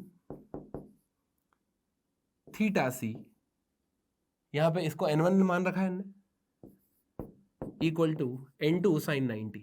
तो जो साइन थीटा सी की वैल्यू निकल के आई है वो आई है मेरे पास n2/n1। करेक्ट। अब यही चीज अपन यहां लगाते हैं, यही Snell's law same to same, तो हो जाएगा 1। या एक काम करता हूं, यहां पर आप देखो अभी मैंने क्या ले रखा है, एयर ले रखा है, यहां पे एयर गिवन है इसलिए मैं 1 ले लेता हूं, है ना, into sine I equal to sine 90 minus theta into n1। तो कितना हो जाएगा ये n1 कॉस थीटा, साइन आई की वैल्यू होगी n1 कॉस थीटा। ठीक बात है। अब ध्यान से देखो, साइन थीटा की वैल्यू मुझे ऑलरेडी पता है, साइन थीटा कितना है, परपेंडिकुलर बाय हाइपो। इससे कॉस थीटा निकल जाएगा, ये कितना निकल जाएगा, n1 square n2 square. Correct. तो जो साइन आई आया है मेरे पास, साइन आई वो कितना आया है, n1 cos theta। cos theta is base upon hypotenuse, that is n square n1 square minus n2 square का under root divided by n1। अब ये n1 से n1 कट गया, n1 से n1 क्या हो गया, कट गया। ठीक है, लेकिन ये सिचुएशन कब मानी है मैंने, जब बाहर एयर हो। ठीक है, बाहर क्या हो, एयर। अगर बाहर कोई मीडियम होता तो यहां पे 1 की जगह मेरे को n यूज करना पड़ता। ठीक है, तो मैं, क्योंकि अगला क्वेश्चन जो देखेंगे जो लिंक्ड क्वेश्चन है बेसिकली वो ऐसा ही है, फॉर टू स्ट्रक्चर्स S1 जिसका रिफ्रैक्टिव इंडेक्स n1 दे रखा है, n2 दे रखा है, S2 दे रखा है जिसका रिफ्रैक्टिव इंडेक्स n1 n2 दे रखा है ना, दो अलग अलग स्ट्रक्चर है उनके रिफ्रैक्टिव इंडेक्स दे रखे हैं, and taking the refractive index of water to be 4/3 and that of air to be 1, the correct options are. अब इन चारों में से आपको ऑप्शंस निकालना है। ठीक है, एक बार आपने वो बेसिक थ्योरी समझ ली, अब तो आपको सिर्फ ऑप्शन वेरीफाई करना है, चेक करना है कैसे कैसे आंसर निकलते आ रहे हैं। अब देखो ध्यान से, क्या ऑप्शन में क्या दे रखा है, numerical aperture of S1 immersed in water is same as that of S2 immersed in liquid of refractive index is 16/3√15। ठीक है, तो एक काम करते हैं अपन, जो फॉर्मूला हमने अभी डिराइव किया बेसिकली उसको जनरलाइज कर देते हैं थोड़ा सा, है ना। क्या निकाला अपन ने, मैं यहाँ पे इसको n ले लेता हूँ रिफ्रैक्टिव इंडेक्स एयर की जगह, तो ये जनरलाइज फॉर्मूला हो जाएगा। तो यहाँ पे साइन आई क्या निकल के आएगा, ध्यान समझना, सीधे मैं लिखता हूँ साइन आई की जो वैल्यू आएगी वो आएगी under root I1 square minus I2 square, या n1 लिखते हैं इसको i की जगह ताकि रिफ्रैक्टिव इंडेक्स से अपन कंफ्यूज ना होंगे उससे, n लिखते हैं डायरेक्ट, n1 कोर का है और n2 क्लाइडिंग का है, डिवाइडेड बाय n, ये मीडियम बाहर वाले का है जो बाहर है ना। चलिए अब क्या दे रखा है, उन्होंने बोला है S1 का जो कि वाटर में है, S1 का है में वाटर में, S1 की वैल्यू क्या है, √45/4 हो जाएगा, √45/4 का स्क्वायर। n2 कितना है, n2 मेरे पास 3/2 है, मतलब 9/4 डिवाइडेड बाय, वाटर में डालना है इसको, इमर्ज्ड इन वाटर, तो वाटर की जगह 4/3 रखेंगे, क्वेश्चन में गिवन है 4/3। तो साइन आई एम जो कि न्यूमेरिकल अपर्चर बोला है एन वो क्या है मेरे पास, वो मेरे पास आ चुका है। काम करते हैं, 4 निकाल लेते हैं कॉमन, तो यहाँ से 4 अगर बाहर निकाल लिया तो कितना बचेगा मेरे पास, 45 माइनस 36 दैट इज 9/16, पूरा रूट में, हाँ बिल्कुल, और ये 4/3 है। मतलब 3/4 और 4/3, 3/4 और 4/3, तो 1 आ गया सीधा सीधा। 3/4 नहीं, 3/4 और 4/3 उल्टा है, तो ये हो जाएगा 3/4, 9/16 आया है। अच्छा, अब सिमिलरली अपन 2 के लिए निकाल के देखते हैं कि उन्होंने S2 में क्या कर रखा है। S2 में उन्होंने रिफ्रैक्टिव इंडेक्स जो लिया है वो 16/3√15 लिया है, अजीब है थोड़ा सा। तो ये हो जाएगा मेरे पास 16/3√15। लेबर वाला काम बचा है अब, तो बाकी जो अपन ने फिजिक्स लगानी थी वो लगा ली। N1 कितना है? N1 8/5 और 7/5, 8/5, 8/5 और 7/5 स्क्वायर करके पुट करना है 7/5। ठीक, चलो क्या बचा है यहाँ से? यहाँ 25 एज इट इज बाहर निकल जाएगा, 64 और इसको 65 करते हैं, इसको 50 करते हैं, 15 ऊपर बचा 15√15 अपॉन नीचे क्या बचेगा 5, है ना, 25 का, और यहाँ पे मेरे पास है 16/3√15। क्लियर एकदम? अच्छा, अब ध्यान से देखो 15 हो गया ये, तो 5 से कट गया, तो ऊपर मेरे पास क्या आया 9, 3 × 3 9/16, 9/16 मैच कर गया, तो करेक्ट आंसर फर्स्ट ऑप्शन हो गया। इसी तरह से आप second option, third option, fourth option भी चेक करना है आपको। कुछ रॉकेट साइंस नहीं है, बहुत टफ चीज नहीं है, ये आप बहुत आसानी से कर सकते हैं। आपको बस N1 N2 की वैल्यूज ऑलरेडी गिवन है, यहाँ पे डिफरेंट रिफ्रैक्टिव इंडेक्स दे रखे हैं, n की वैल्यू चेंज करते जाइए और आपका आंसर निकल जाएगा। क्लियर एकदम? चलिए अब चलते हैं इसके क्वेश्चन नंबर 2 पे। इस पैसेज के 2 क्वेश्चन थे, जो सेकंड वाला क्वेश्चन है वो आपके सामने अब आएगा ये।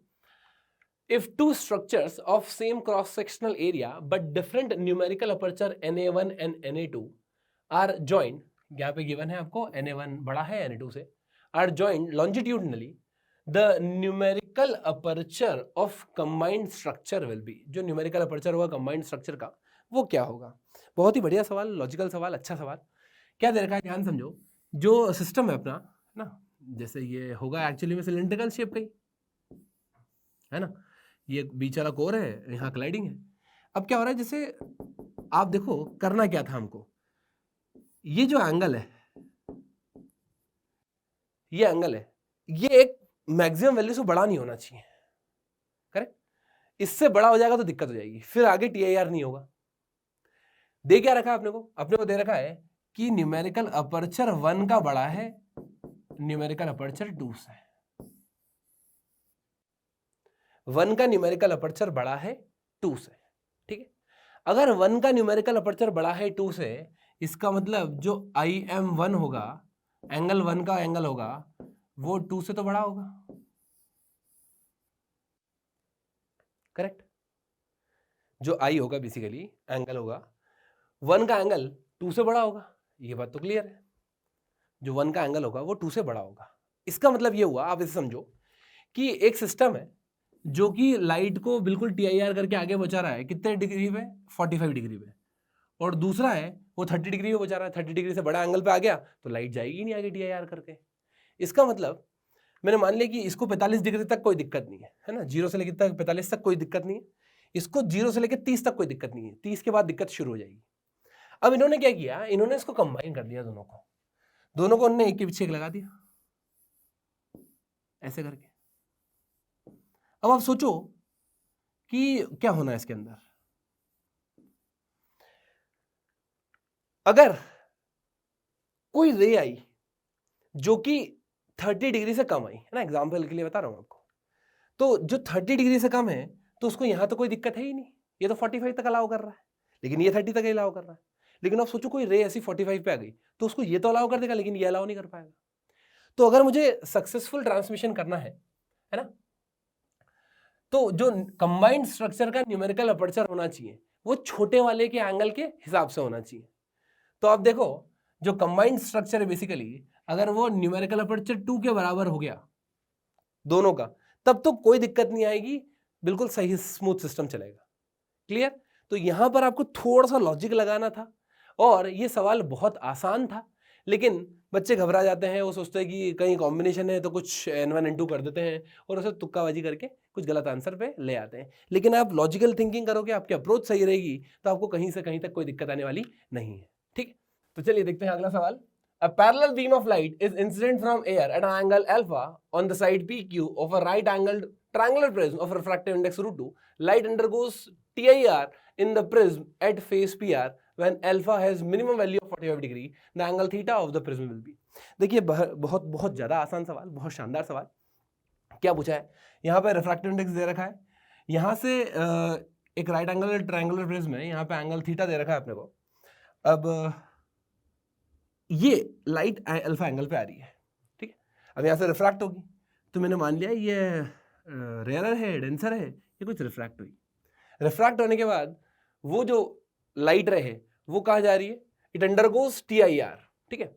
मतलब 45 डिग्री को मैं क्या मान लेता हूँ, अभी लिमिटिंग केस में क्रिटिकल एंगल मान लेता हूँ। मतलब ये जो लाइट है ये ऐसे यहाँ से सरफेस से चिपक के निकल जाएगी सीधी, राइट। अच्छा, अब ध्यान से कहो, सबसे पहले √2 है ना, रिफ्रैक्टिव इंडेक्स कितना दे रखा है? √2। रिफ्रैक्टिव इंडेक्स √2 है, इसका मतलब अगर मैं क्रिटिकल एंगल की बात करता थीटा IC, वो क्या होता? बाहर वाला म्यू अपॉन अंदर वाला म्यू, छोटा अपॉन बड़ा। तो ये कितना हो गया मेरे पास? क्रिटिकल एंगल आ गया मेरे पास 45 डिग्री, ठीक, बिल्कुल सही बात है। इसका मतलब मैं मान लेता हूं ये वाला एंगल कितना होगा यहाँ पे, इस इंस्टेंट पे 45 डिग्री होगा। क्लियर? ये 45 है तो मेरा ये एंगल भी कितना होगा? 45 होगा, है ना। अच्छा, अब देखिए ध्यान से, उन्होंने दे रखा है कि जो अल्फा है, अल्फा की मिनिमम वैल्यू कितनी दे रखी है उन्होंने दे रखी है 45 डिग्री, ठीक है। क्रिटिकल एंगल नंबर ने यहां निकाला, अल्फा की वैल्यू कितनी दे रखी है? 45। अब अपन देख लेते हैं, जब अल्फा 45 होगा तो ये जो एंगल ऑफ रिफ्रैक्शन आर आने वाला है ये कितना आएगा? स्नेल्स लॉ की मदद लेते हैं, तो स्नेल्स लॉ की मदद लेंगे 1 into sine alpha is equals to mu into sine R, angle of refraction पता चल जाएगा, ठीक है। ये कितना हुआ? 1/√2 1/√2, ये 2 हो गया, साइन आर आ गया मेरे पास 1/2, तो आर की जो वैल्यू आई है वो 30 डिग्री आई है। अगर आर मेरे पास 30 डिग्री आया है, इसका मतलब ये क्लियर हो गया कि मैंने ये वाला एंगल भी निकाल लिया, करेक्ट। अब देखो ध्यान से, ये एंगल 90 है, ये एंगल 30, आर की वैल्यू अपन ने निकाल ली 30, ये 45। क्या अगर मैं P पॉइंट को मानूं, इसको बोल देता हूं A, इसको बोल देता हूं B, इन तीनों का सम क्या 180 होना चाहिए? क्लियर? तो क्लियरली यहां से आपको दिख जाएगा 90, 45 प्लस 30 75, तो ये जो एंगल होगा ये होगा मेरे पास 15 degree. The correct answer will B 15 degree. तो बेहद आसान सवाल JEE एडवांस 2016 का, जो कि one of the toughest shift मानी जाती है। और देखिए सवाल किस तरह का पूछा गया है। आगे देखते हैं अगला सवाल। A transparent slab of thickness D has a refractive index N that increases with Z. जैसे जैसे Z बढ़ रहा है आपका refractive index बढ़ रहा है। Here Z is a vertical distance inside the slab measured from the top. The slab is placed between two media with uniform refractive indices N1 N2, जो कि बड़ा है, N2 बड़ा है N1 से, लिखा है यहाँ पे N2 is greater than N1, ठीक है। As shown in the figure, a light is incident with angle theta I from the medium 1 and emerges in medium 2 with refraction angle theta F with lateral displacement L. Which of the following statement is correct? ठीक है, बेहद आसान सवाल। इसमें आपको Snell's law अगर ढंग से लगाना आता है तो भैया एकदम हलवा हो गया आपके लिए, ठीक है। चलिए अब देखो ध्यान से, मैं यहां से एक लाइट रे आ रही है ना, यहाँ पे धीरे धीरे रिफ्रैक्टिव इंडेक्स बढ़ता आ रहा है, मतलब डेंसर मीडियम है। जब डेंसर मीडियम होता है तो टुवर्ड्स द नॉर्मल बेंड होती है रे, है ना। तो आप देख सकते हैं यहाँ से कि जो रे बेंड हो रही होगी वो कुछ इस तरह से हो रही होगी। ये रे आई, ऐसा जाना चाहिए था पर ये हल्की सी बेंड हो गई, करेक्ट। फिर क्या होगा? और बेंड होगी, ठीक है। तो ये जो बेंड हो रही है बेसिकली ये किस पे डिपेंड करता है? ये इसके रिफ्रैक्टिव इंडेक्स पे डिपेंड करता है, कितना रिफ्रैक्टिव इंडेक्स है इसका, इस मीडियम का, है ना। तभी स्नेल्स लॉ लगाते हैं अपन, 1 into sine I equals to mu into sine R, ठीक बात है। तो कितना बेंड हो रहा है ये इसके म्यू पर डिपेंड करता है, दैट इज फॉर श्योर, ये तो हमको पता है। अच्छा, लाइट रे यहां से बाहर आ रही, ध्यान समझना, मान लीजिए यहां से बाहर आई, ठीक है, या किसी भी एक पॉइंट से बाहर आई, ठीक है। तो वहां पे स्नेल्स लॉ लग जाता है। कैसे? मुझे पता है यहां पर म्यू, देखना पहला ऑप्शन में आप मैच कराओगे तो आपको दिखेगा N1 into sine theta i equal to N, यहां पे देखिए final N2 sine theta F, Snell's law, N1 sine theta i N2 sine theta F, एक ऑप्शन तो मैच कर गया, ठीक है। ये सही है, इसका मतलब बाकी गलत हो गए, ये गलत हो गया। अब देखो क्या पूछा है, L is independent of N2। ये जो मीडियम है बाहर वाला L मतलब क्या, ये शिफ्ट कितना हो गया बेसिकली। अब आप देखो ध्यान से, यहां पर एक ऑप्शन है L is dependent on NZ, ठीक है, तो ऑब्वियसली बात है इन दोनों में से दोनों सही हो सकते हैं, दोनों गलत हो सकते हैं, डिपेंड करेगा। देखा ध्यान से, ये क्या हो रहा है कि रे बैंड हो रही है, ऐसे बैंड होती होती मान लो बैंड होते होते होते यहां से बाहर एग्जिट करी, ठीक बात है। अब ये कितना बैंड हो रही है, ये क्या रिफ्रैक्टिव इंडेक्स पे डिपेंड करता है? जी हाँ, अभी अपन ने देखा कि कितना बैंड करेगा ये हर एक पर्टिकुलर मीडियम या स्लैब बोलूं मैं, बहुत सारे स्लैब्स में इसको काट देता हूं, तो वो म्यू पे डिपेंड कर रहा है कि जो थीटा बनने वाला है वो कितना है, जो बैंड होने वाला है वो कितना है, वो थीटा इस पे डिपेंड करेगा ही करेगा म्यू पे, करेक्ट। इसका मतलब ये यहां से कितना शिफ्ट हो रहा है, this will definitely depend on n। अच्छा, कहां पे आके ये टच होगा, इसको ये वाले मीडियम से, ये जो मान लो इसको अपन ने म्यू2 बोला है या n2 बोला है, इस पे डिपेंड नहीं करेगा, करेक्ट। क्योंकि बेसिकली अगर मैं पूछता कि यहां से कितना बाहर गया तब इसका रोल आता, अभी तो यही कहानी चल रही है। तो basically L is independent of N2, that is for sure, बहुत सही बात है ये। कितना बैंड होगा अंदर, ये सिर्फ ग्लास के अंदर जितने रिफ्रैक्टिव इंडेक्स है उससे फर्क पड़ेगा, बाहर कितना है उससे कोई फर्क पड़ने वाला नहीं। Similarly L is dependent on NZ, ये तो बिल्कुल सही बात है, 100% क्लियर है ना, ये अपन समझा चुके हैं। चलिए अब देखते हैं अगला सवाल, ये भी आसान था 2016 का। A plano convex lens is made of material of refractive index n. When a small object is placed 30 cm away in front of the curved surface of the lens, an image of double the size of the object is produced. देखो इस तरह के question IIT में बहुत ज्यादा पूछे जाते हैं, जहां पे बच्चा ट्रैप होके फंस जाए। जब भी वो मैग्निफिकेशन की बात की जाए, राइट, डबल हो गई, ट्रिपल हो गई, हाफ हो गई, तो आपको दोनों साइड कंसिडर करना है, इन्वर्ट भी बन सकती है इमेज और रिरेक्ट भी बन सकती है, राइट। तो जो मैग्निफिकेशन है वो प्लस माइनस में लेना हमेशा, ठीक है, पहला इंपॉर्टेंट पॉइंट। आगे बढ़ते हैं। Due to reflection from the convex surface of the lens, reflection हो रहा है ना, another faint image is observed at a distance 10 centimetre away from the lens, ठीक। Which of the following statement is are true? JEE Advanced 2016 का बहुत शानदार सवाल। चलिए इसको सॉल्व करते हैं। यहां पे हमें क्या दे रखा है, एक प्लेनो कॉन्वेक्स लेंस दे रखा है, ठीक है, और ऑब्जेक्ट कहां रखा है, 30 सेंटीमीटर की दूरी पर, ठीक है। और क्या क्या बोल रहे हैं कि जब रिफ्लेक्शन देखा मैंने तो उसकी जो इमेज बन रही है वो कहां बन रही थी, 30 सेंटीमीटर अवे बन रही थी। बाकी रेडियस ऑफ कर्वेचर के बारे में, रिफ्रैक्टिव इंडेक्स के बारे में कुछ नहीं दे रखा है, वो ऑप्शंस में अपने को पूछ रखा है कि रिफ्रैक्टिव इंडेक्स कितना होगा 2.5, रेडियस ऑफ कर्वेचर कितना होगा, फेंट इमेज जो बन रही है वो रियल एंड इरेक्ट बन रही है, and the focal length of the lens is 20 centimetre. अब अपने को देखना है कौन सा ऑप्शन यहाँ पे सही है, ठीक। चलिए तो शुरू करते हैं। सबसे पहले अपन बनाते हैं एक प्लेनो कॉन्वेक्स लेंस, ये मैंने बनाया प्लेनो कॉन्वेक्स लेंस, है ना। ऑब्जेक्ट कहां पर रखा था, ऑब्जेक्ट रखा है ना 30 सेंटीमीटर दूरी पर, तो मैं मान लेता हूं यहां से 30 सेंटीमीटर की दूरी पर क्या रखा हुआ है, ऑब्जेक्ट रखा है, ठीक। ये पतला मान के चलते हैं अपन, है ना, ये आपको पता है। चलिए अब हमें और क्या दे रखा है, और हमें सिर्फ रिफ्लेक्शन के बारे में दे रखा है कि इसका जो मैग्निफिकेशन है वो पहली बात तो डबल है, मैग्निफिकेशन डबल दे रखा है। दूसरी चीज दे रखी है कि जो कॉन्वेक्स सरफेस है उससे जो अगर रिफ्लेक्शन होता है तो इमेज कहां बनती है, वो दे रखा है। सबसे पहले मैं मैग्निफिकेशन की बात करता हूं, ध्यान समझना। इसकी फोकल लेंथ अपन मान लेते हैं कुछ f होगी, है ना। चलिए मैग्निफिकेशन कितना है, डबल, तो मैं कंसिडर कर लेता हूं +-2 कंसिडर कर लेता हूं मैं, राइट। मैग्निफिकेशन डबल है।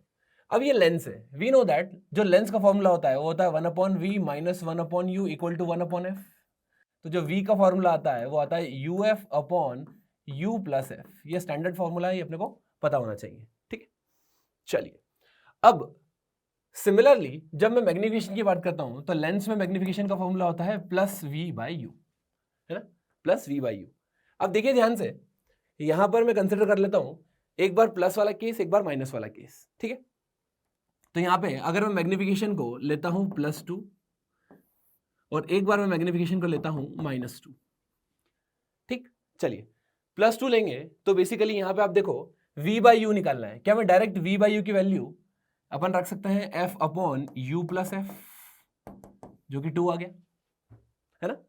सिमिलरली यहां पे क्या हो जाएगा, मेरे पास m की जो वैल्यू आएगी वो -2 आएगी, और m की वैल्यू पुट ही कर देते हैं अपन डायरेक्ट, तो यहां पे अपने लिए इजी हो जाएगा थोड़ा सा, f/u + f, ठीक, f/u + f।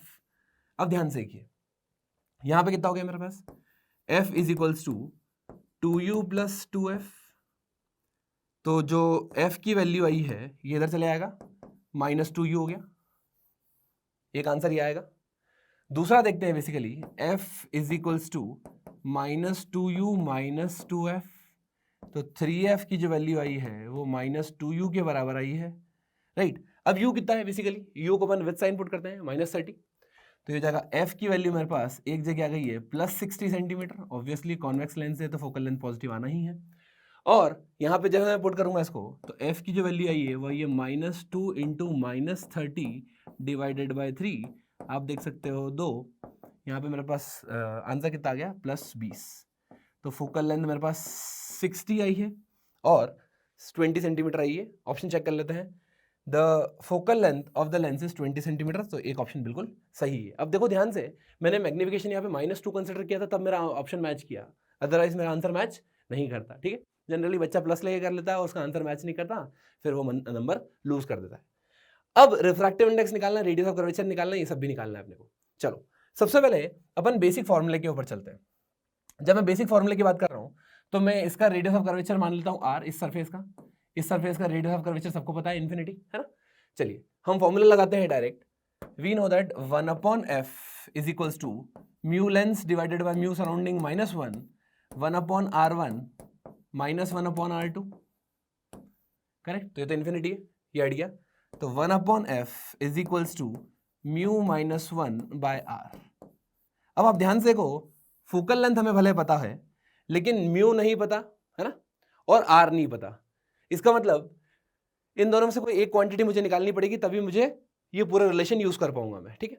चलिए कैसे निकालेंगे, एक क्वेश्चन में एक चीज दे रखी है कि जो कॉन्वेक्स सरफेस है उससे रिफ्लेक्शन होने के कारण जो इमेज बन रही है वो फेंट बन रही है ना, और कहां बन रही है, 10 सेंटीमीटर अवे बन रही है, ठीक बात है। तो मैं कंसिडर कर लेता हूं यहां पर ये सरफेस है, ठीक, ये जो कर्व सरफेस है इसको ऐसा मिरर ट्रीट करते हैं अपन। ऑब्जेक्ट कितनी दूरी पे रखा हुआ है, ऑब्जेक्ट रखा है 30 सेंटीमीटर की दूरी पे। इमेज कहां बन रही है, 10 सेंटीमीटर की दूरी पे फेंट इमेज बन रही है, ठीक। चलिए ये मिरर वाला केस हो गया। तो मिरर के लिए फॉर्मूला क्या लगाते हैं, मिरर के लिए फॉर्मूला लगाते हैं v इज इक्वल्स टू, है ना, 1/v plus 1/u equal to 1/f, तो ये जाएगा uf/u-f, everything we will keep with sign. यहां पे आप देख सकते हो v अपने को पता है, v कितना है +10, ठीक है। ये ऑब्जेक्ट कैसा है, u नेगेटिव, ध्यान से देखो u नेगेटिव, इसका मतलब ऑब्जेक्ट रियल, और यहाँ पे v आप देख सकते हो ये पॉजिटिव है, इसका मतलब जो इमेज है बेसिकली क्या है, वो मेरी वर्चुअल, है ना। चलिए यहां पे आपसे आ जाएगा v +10, ऑब्जेक्ट -30, जो f है वो कितना है, बेसिकली f हमें निकालना है, तो उसको एज इट इज f ही रहने देते हैं, अपॉन -30 - f, ठीक। ये 10 कैंसिल हो गया, मेरे पास बचा -30, कॉमन माइनस कॉमन निकाल लेता हूँ, 30 + f equals to -3f, minus minus cut जाएगा, मेरे पास 3f, f ये हो जाएगा 2f, तो 2f इक्वल्स टू 30, f की वैल्यू हो गई 15। अगर f 15 है, इसका मतलब रेडियस ऑफ कर्वेचर जो इस सरफेस का होगा वो कितना होगा, डबल, ये आ गया मेरे पास 30 centimetre. Is it clear to everyone? 2f क्या है, यही तो मेरा रेडियस ऑफ कर्वेचर है, इसका मतलब इस सरफेस का रेडियस ऑफ कर्वेचर निकाल लिया मैंने 30।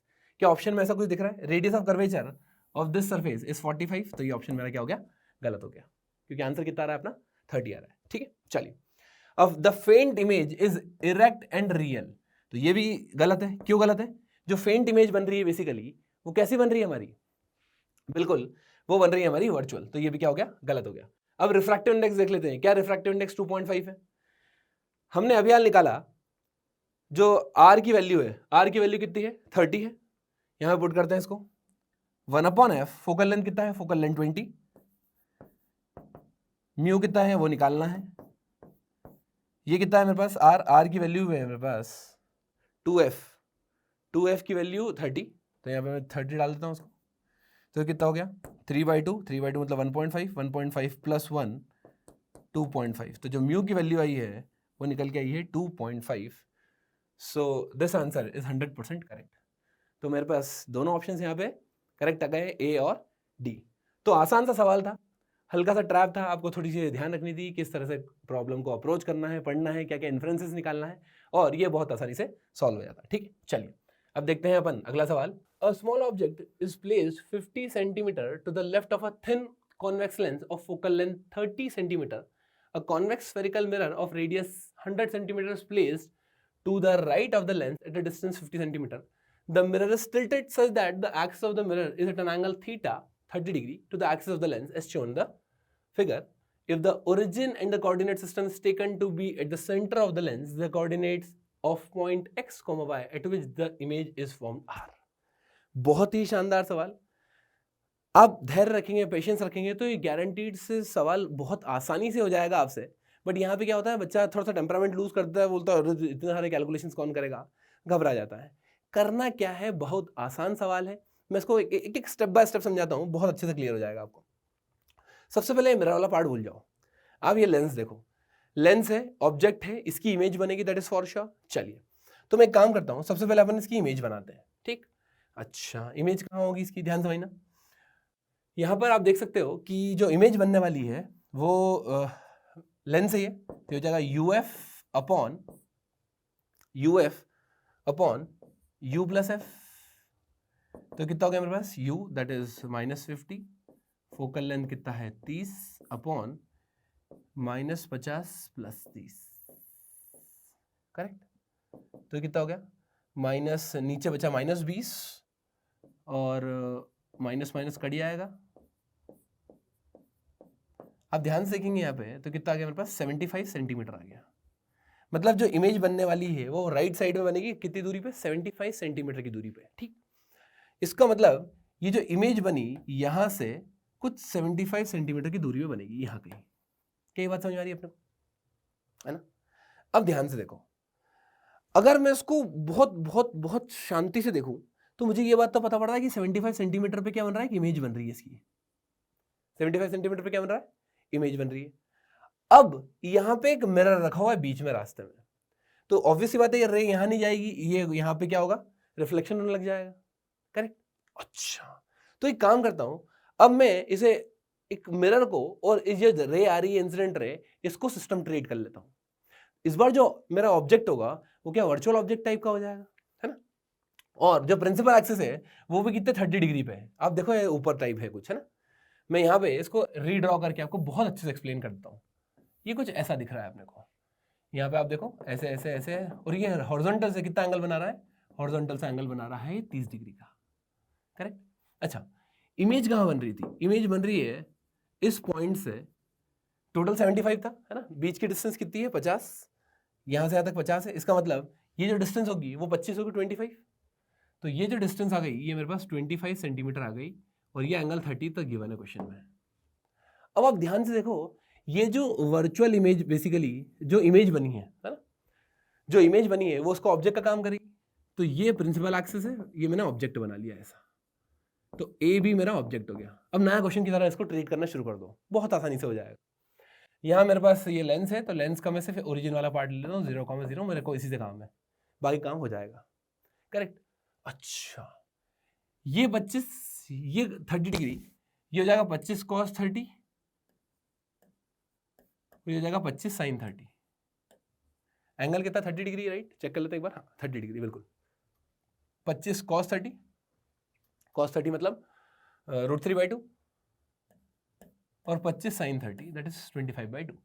इसका मतलब ये हुआ कि ध्यान से देखिए अगर अपन, तो हाइट ऑफ द इमेज जो आई है, हाइट ऑफ द ऑब्जेक्ट बोल देते हैं इसको, चलो जो हाइट ऑफ द ऑब्जेक्ट है वो कितना है मेरा 25/2 है, और जो डिस्टेंस है ऑब्जेक्ट का वो कितना है 25 √3/2। एक काम करते हैं, इस मिरर के कारण पहले इसकी इमेज बना लेते हैं कि इमेज कहाँ बन रही है। तो फिर से फॉर्मूला लगाएंगे, v = uf upon mirror formula. यहाँ पे क्या आता है ध्यान से देखना, u -f आता है क्योंकि मिरर फॉर्मूला लगा रहा हूँ मैं। u कितना है, u है मेरे पास 25/2 √3। f कितना है, f दे रखा है क्या आपने को, दे ही रखा होगा बिल्कुल,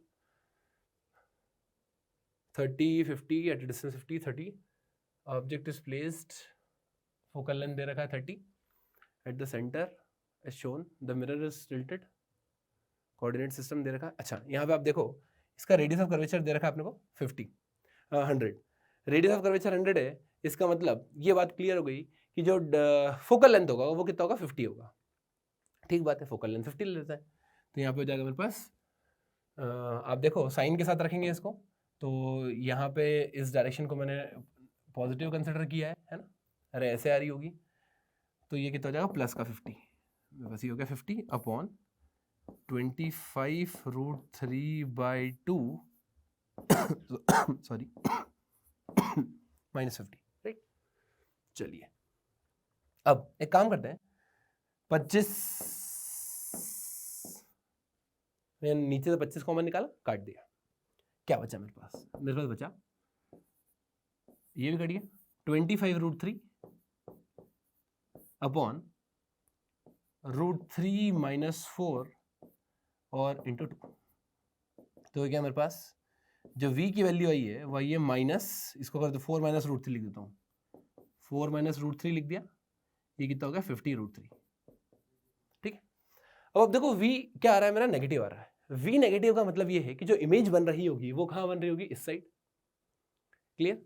अच्छा, कितनी दूरी पे बन रही होगी, जो इमेज बन रही है मेरी, मैंने मान लिया कि यहाँ कहीं बन रही है इमेज, ऐसे ऐसे मेरी इमेज बन रही है, ठीक।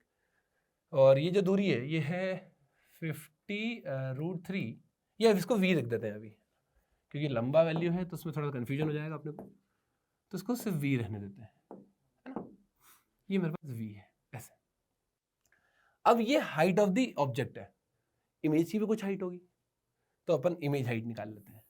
कैसे निकालेंगे image height, we know that height of the image is equals to height of image by height of object equal to magnification. ये मिरर है, मिरर में मैग्निफिकेशन -v/u होता है, तो that is -v/u, the height of image equals to -v/u times height of object. अब v कितना है, ये v है, u कितना है, ये u है। ध्यान से को सब कुछ विद साइन पुट कर देते हैं अपन, ये माइनस माइनस प्लस हो गया, तो 50√3 अपॉन 4 - √3 अपॉन u कितना है 25√3/2, 25√3/2 into height of the object 25/2, 25/2, ठीक। अच्छा, ये 25√3 से 50√3 कटेगा, है ना, और ये 2 कट जाएगा, तो 2 से ये 25 हो गया, और 25√3 से 25√3 कट गया, ठीक है। अब ये 2 ऊपर चले आएगा, तो 25 × 2 वापस 50 हो जाएगा, तो मेरे पास क्या बचेगा फाइनली 50 अपॉन 4 - √3, ये मेरे पास हाइट ऑफ द इमेज है। इसको मैं एक काम करता हूँ, ध्यान से को ये भी क्या आ रहा है, हाइट ऑफ द इमेज जो आ रही है मेरी, वो आ रही है प्लस, इसका मतलब जो इमेज बनेगी वो यहाँ कहीं बनेगी, ऐसे, ये height of the image, clear एकदम। अच्छा, कैलकुलेशन है इसमें बढ़िया शानदार वाला है। अब कुछ नहीं करना है मेरे को, अब मेरा बहुत सारा काम हो गया, मेरे को इसके कोऑर्डिनेट्स निकालना है। क्या निकालना है, कोऑर्डिनेट्स निकालना है, ध्यान समझना। अगर मुझे इसके कोऑर्डिनेट्स निकालना है बेसिकली, तो क्या करेंगे अपन, सबसे पहले मैं लाइन ड्रॉ करता हूँ। कौन सी, एक लाइन मैंने ऐसे ड्रॉ की, आपको समझाने के लिए थोड़ा सा बढ़िया कलर यूज कर लेते हैं। एक लाइन मैंने यहाँ ड्रॉ की, एक लाइन मैंने यहाँ ड्रॉ की, ऐसे, क्या बात समझ आ रही है, और एक लाइन मैंने ऐसे ड्रॉ कर दी, ठीक। अब समझना, ये ओरिजिन है, ये आपको ऑलरेडी पता है u, ये डिस्टेंस आपको पता है ना, यहां से यहां तक की डिस्टेंस क्वेश्चन में गिवन है 50 है, ये 50 है, ये डिस्टेंस v है, और ये एंगल 30 है, ये दूरी भी आपको पता है v cos 30, करेक्ट। अब ये दूरी भी आपको पता है, ये दूरी कितनी है, ये h, ये 30 डिग्री, ये 30, तो ये 30, तो ये 60, तो ये कितना हो गया, ये वाली जो दूरी आ गई मेरे पास, ये आ गई मेरे पास h cos 60, क्लियर। अच्छा, ये वाली दूरी कितनी है मेरे पास, ये दूरी है मेरे पास h sin 60। एक काम करता हूँ, वर्टिकल डिस्टेंस को मैं थोड़ा और अलग कलर से लिख देता हूँ, ताकि आपको और अच्छे से क्लियर होगा ये चीज। ये हो जाएगा मेरे पास h sin 60, और ये जो ये वाली दूरी होगी यहाँ से यहाँ तक, है ना, ये दूरी, ये क्या हो जाएगा v, ये मेरा v cos थीटा है, ये v sin थीटा हो जाएगा, v sin 30, ठीक। चलिए, तो मेरे हिसाब से आपको यहाँ तक की कहानी क्लियर हो गई होगी कि भैया चल क्या रहा है ये, है ना। कितना एंगल्स मैंने यहाँ पे कैलकुलेट कर लिए। अब मैंने ये सारी डिस्टेंस क्यों कैलकुलेट की, क्योंकि मुझे कोऑर्डिनेट्स निकालना है। कोऑर्डिनेट्स निकालने के लिए आपको डिस्टेंसेस पता होना चाहिए। ये ओरिजिन है, यहाँ से यहाँ तक की दूरी कितनी है 50, है ना। एक काम करता हूँ 50 माइनस वी कॉस थीटा, मुझे तो ये दूरी चाहिए यहाँ से यहाँ तक। तो क्या करा मैंने, 50 में से वी कॉस थीटा अगर मैं माइनस कर दूँ नहीं तो मेरे पास ये दूरी हो जाएगी। अब ये दूरी में अगर ये दूरी जोड़ दी मैंने तो मेरा काम हो गया। तो मेरा एक्स कोऑर्डिनेट कैसे निकालूंगा मैं, ध्यान से देखना। 50 minus V cos 30 plus H cos 60, H cos 60, X coordinate निकल गया। ठीक है, सिमिलरली वाई कोऑर्डिनेट कैलकुलेट करना है आपको, ये काम आपको करना है। अब यहाँ पे अपने को ये डिस्टेंस निकालना है यहाँ से यहाँ तक की, है ना। तो ये कितनी हो जाएगी, एच आई प्लस ये वाली डिस्टेंस, एच आई प्लस ये वाली डिस्टेंस, राइट। ये ग्रीन लाइन यहाँ तक बनाना है बस अपने को। जो ग्रीन लाइन है थोड़ी सी एक्सटेंड हो गई है, इसको सिर्फ यहाँ तक बनाना है। चलिए बहुत बढ़िया, इतना तो आपको समझ में आता ही होगा। तो ये जाएगा V sine 30 plus H I sine 60। बस जैसे ही आप वैल्यू पुट करोगे, आप कुछ नहीं करना है अपने को, थोड़ा कैलकुलेशन है, आपको ही मदद करना पड़ेगी इसमें। तो आज जो आपका आंसर है वो आ जाएगा सीधा ए ऑप्शन। ठीक है, 25,25√3। तो थोड़ी मेहनत आपको करनी है। क्वेश्चन आसान था, बट यही है वो डिस्टेंस में थोड़ा सी अपने को कैलकुलेशन में थोड़ा दिमाग लगाना था। उसके बाद सब चीज़ एकदम स्मूथ और क्रिस्टल क्लियर हो जाएगी। ठीक है, चलिए बहुत शानदार। आइए चलते हैं अगले सवाल पे। For an isosceles prism of angle A and refractive index mu, it is found that the angle of minimum deviation delta m is equals to A. Which of the following options is are correct? Minimum deviation दे रखा है अपने को कितना, delta M A के बराबर है। ठीक बात, अच्छा। It is found that minimum deviation delta M equal to A.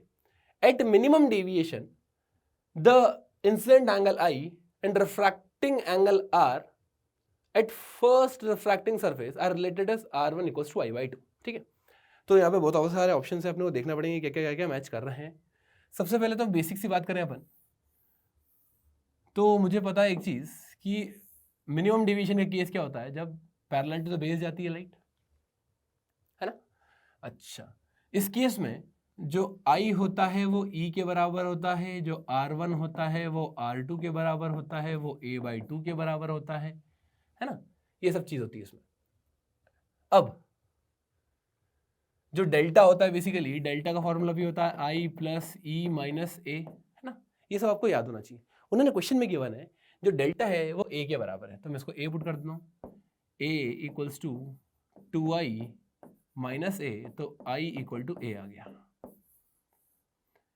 I equal to ए है, R की वैल्यू कितनी है, a/2। R की वैल्यू मेरे पास a/2 है, इसका मतलब जो R आया है वो मेरे पास I/2 आ गया है। आप देख सकते हैं आपका पहला ऑप्शन मैच कर जाएगा, R equal to I/2, simple है ना। चलिए और देखते हैं, यहाँ पे ये कुछ डरावना सा लग रहा है। यहाँ पे for the angle of incidence the ray of incidence is parallel to the base of the prism. ठीक है, जब I1 की वैल्यू a के बराबर है, I1 कितना है, a के बराबर, यही मिनिमम डेविएशन कैलकुलेट किया अपन ने। जब I1 की वैल्यू a के बराबर है तो the ray inside the prism is parallel to the base of the prism. बिल्कुल सही बात है, ये तो हमने कैलकुलेट किया ही अभी। चलिए अब रिफ्रैक्टिव इंडेक्स निकाल लेते हैं। मुझे पता है रिफ्रैक्टिव इंडेक्स कैसे कैलकुलेट किया जाता है। मिनिमम डेविएशन वाला केस हमें याद है, mu is equals to sine of A plus del M by 2 upon sine A by 2। ये याद है अपने को। तो कितना हो गया, ये साइन ए हो गया ऊपर, साइन ए नीचे हो गया साइन ए बाई 2। अब देखो मेरे को कुछ कुछ कटता हुआ दिख रहा है, ये इसको लिखता हूं मैं 2 साइन थीटा कॉस थीटा, है ना। 2 sine A by 2 cos A by 2, sine A by 2 cut गया। Mu by 2 equal to cos A by 2, cos A by 2। तो यहाँ पे हो गया 2 cos inverse mu by 2, 2 cos inverse mu by 2। अब देखो यहाँ पे 2 होता तो मेरा आंसर सही हो जाता, वरना ये गलत है। ठीक, अब आया लास्ट।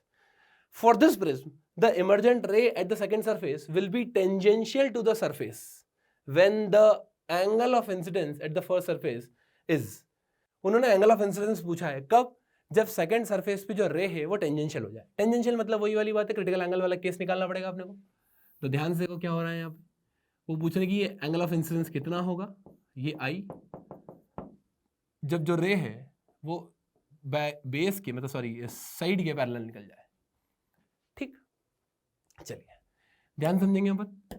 यहाँ पे मैंने एक लाइन ड्रॉ की, नॉर्मल बनाया, ये एंगल लिखा R2, ये मेरा क्रिटिकल एंगल के बराबर हो गया। We know that mu into sine R2 equal to 1 into sine 90, refractive index 1 है बाहर का, साइन 90 1। तो यहां से मेरा साइन R2 आ गया, साइन R2 कितना आ गया मेरे पास, 1/μ। ठीक, अच्छा अब एक काम करते हैं, इस सरफेस पे स्नेल्स लॉ लगाते हैं। जैसे मैं इस सरफेस पे स्नेल्स लॉ लगाऊंगा, ध्यान समझना क्या होगा, sine I equal to mu sine R1। अब देखो R1 के बारे में अपने को ज्ञान नहीं है, R2 के बारे में तो है, तो एक काम करते हैं R1 को R2 के टर्म्स में लिख देते हैं, हो जाएगा mu sine of A minus R2। मुझे पता है R1 प्लस R2 कितना होता है, A के बराबर होता है, ये तो स्टैंडर्ड क्वांटिटी है, तो हो जाएगा मेरे पास साइन I। ठीक है, अब देखो इसको मैंने लिख दिया mu sign A minus R2, है ना, साइन A माइनस R2, तो हो जाएगा मेरे पास sine A cos B minus cos A sine B, that is equals to sine I। ठीक, अच्छा अब देखो ध्यान से, साइन R2 की वैल्यू कितनी है, 1/μ के बराबर है। साइन R2 कितना है, 1/μ। एक काम करते हैं कॉस R2 भी निकाल लेते हैं यहाँ से, तो कितना हो जाएगा, ये परपेंडिकुलर अपन हाइपो है, तो हो जाएगा base upon hypo, that is mu square minus 1/μ। ठीक बात है, इसको यहाँ से सब्स्टिट्यूट कर देते हैं, mu sine of A cos R की जगह root over mu square minus 1 upon mu minus cos A sine R2 की वैल्यू तो 1/μ है। और अब देखो ये जो म्यू है ये बाहर है, ये बाहर चल रहा है ऐसा, तो ये कट जाएगा, क्या बचेगा, यहाँ पे बचेगा मेरे पास साइन है under root mu square minus 1। एक काम करता हूँ, इस म्यू को भी मैं कन्वर्ट कर देता हूँ, अपन ने देखो म्यू की वैल्यू कितनी निकाली है, यहाँ पे आप देखोगे तो जो म्यू की वैल्यू है वो है मेरे पास 2 cos A/2, है ना, क्योंकि ऑप्शंस आप देखोगे तो वो cos के टर्म्स में ही है, cos A/2, म्यू यू नहीं आ रहा है यहाँ पे, है ना, तो यहाँ पे सब्स्टिट्यूट कर देते हैं अपन इसको, ये हो जाएगा 4 cos स्क्वायर A/2 माइनस 1 का under root minus cos A।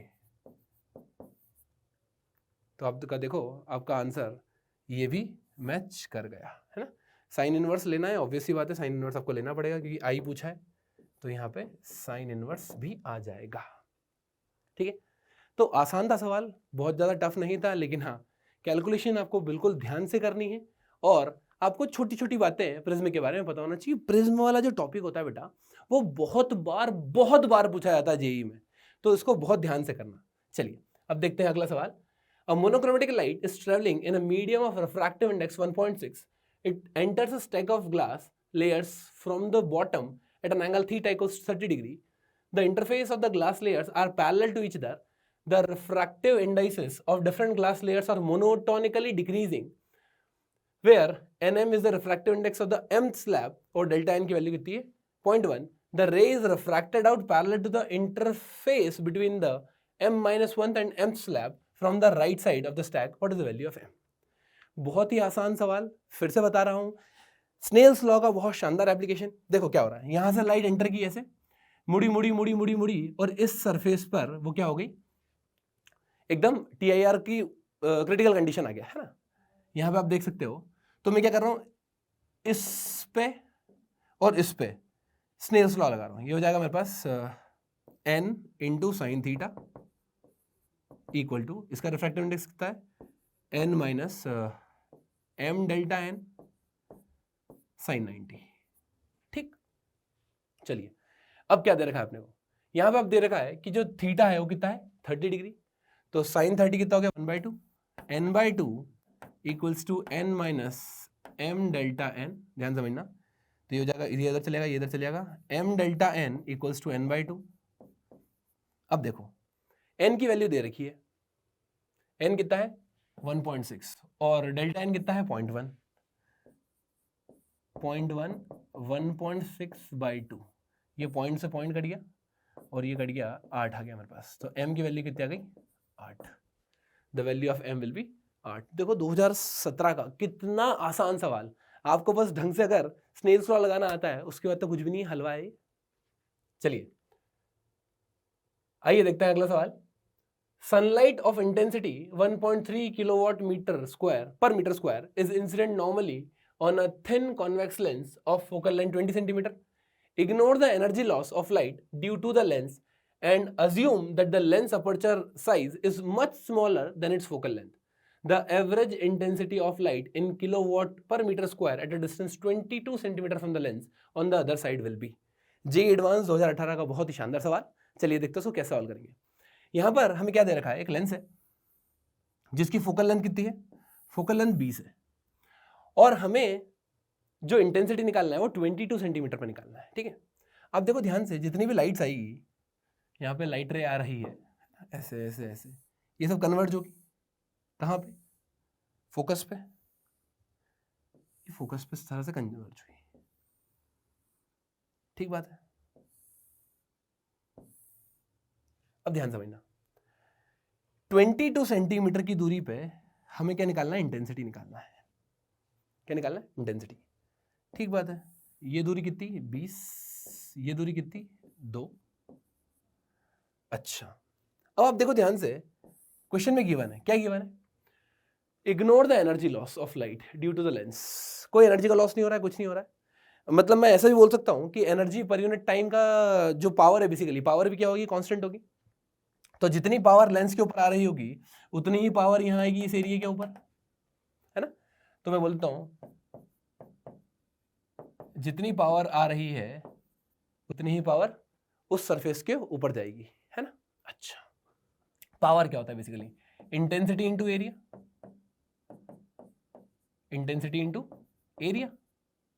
ठीक, अच्छा अब देखो इंटेंसिटी तो मुझे गिवन है, इंटेंसिटी कितनी 1.3, एरिया के बारे में मेरे को पता नहीं है, तो इसको एक काम करते हैं, रेशियो लेते हैं A1/A2, ये इंटेंसिटी मुझे निकल जाएगी, रिक्वायर्ड इंटेंसिटी।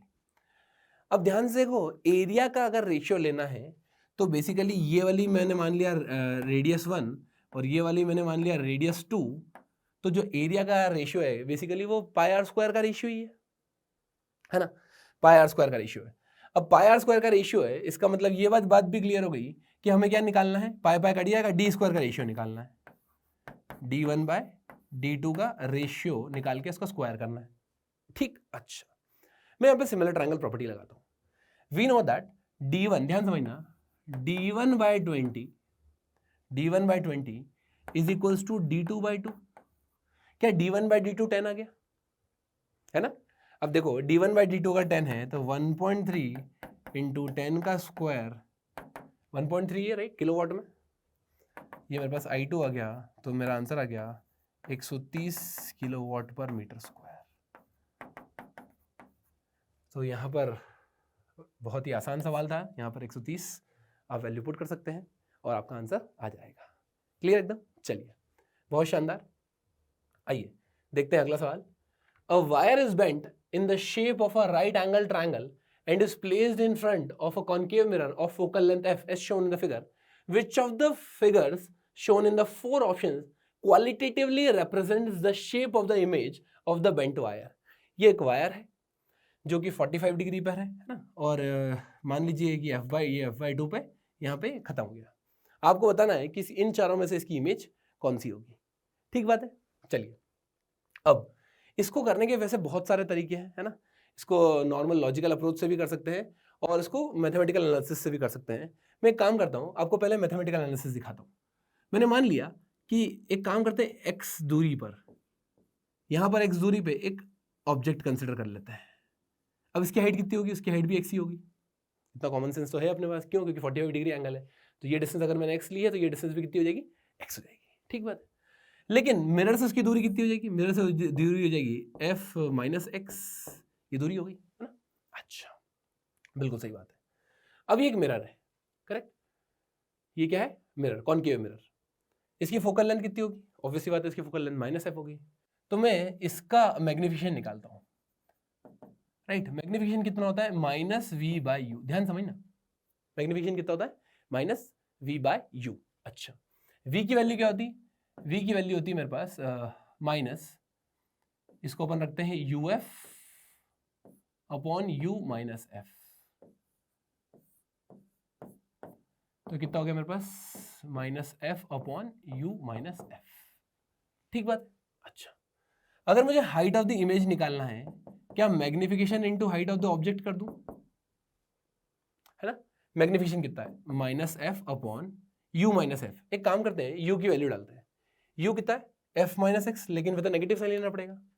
मैंने क्या किया, ऑब्जेक्ट इधर कंसिडर किया, तो ये वाली डायरेक्शन मेरी पॉजिटिव हो जाएगी, ये वाली नेगेटिव हो जाएगी। तो F minus X with negative sign, F minus X with negative sign, minus जो फोकल लेंथ है, बेसिकली फोकल लेंथ भी क्या होगी, नेगेटिव होगी। तो यहां भी अपन माइनस एफ पुट करेंगे और यहां भी माइनस एफ पुट करेंगे। कॉनकेव मिरर है, फोकल लेंथ नेगेटिव होगी, ठीक बात। अच्छा, बिल्कुल सही है। ये तो मैंने सिर्फ फॉर्मूला लिखा है ना, यहाँ पे मैं वैल्यू डाल रहा हूँ, इसलिए सब चीज साइन के साथ डाल रहा हूँ। इनटू जो हाइट ऑफ द इमेज है वो कितनी एक्स है, हाइट ऑफ द ऑब्जेक्ट कितनी है एक्स है, हाइट ऑफ द इमेज निकालना है। अब ध्यान से देखो, ये कितना हो गया, माइनस माइनस कट गया, ये बचा मेरे पास f x upon minus f plus f, cut गया, अंदर क्या बचा एक्स, ये कट गया। तो अब जो हाइट ऑफ इमेज आ रही है वो आपकी एफ आ गई। इसका मतलब क्या, एक चीज आपको ये क्लियर हुई कि यहां पर height of the image independent है एक्स से, उसको कोई लेना देना नहीं है, एक्स कितना भी हो उससे कोई फर्क नहीं पड़ रहा। अरे हाँ भैया, इसका मतलब ये बात तो क्लियर है कि जो हाइट आना चाहिए वो कांस्टेंट आना चाहिए, और चारों ऑप्शन में से मुझे सिर्फ एक ही दिख रहा है।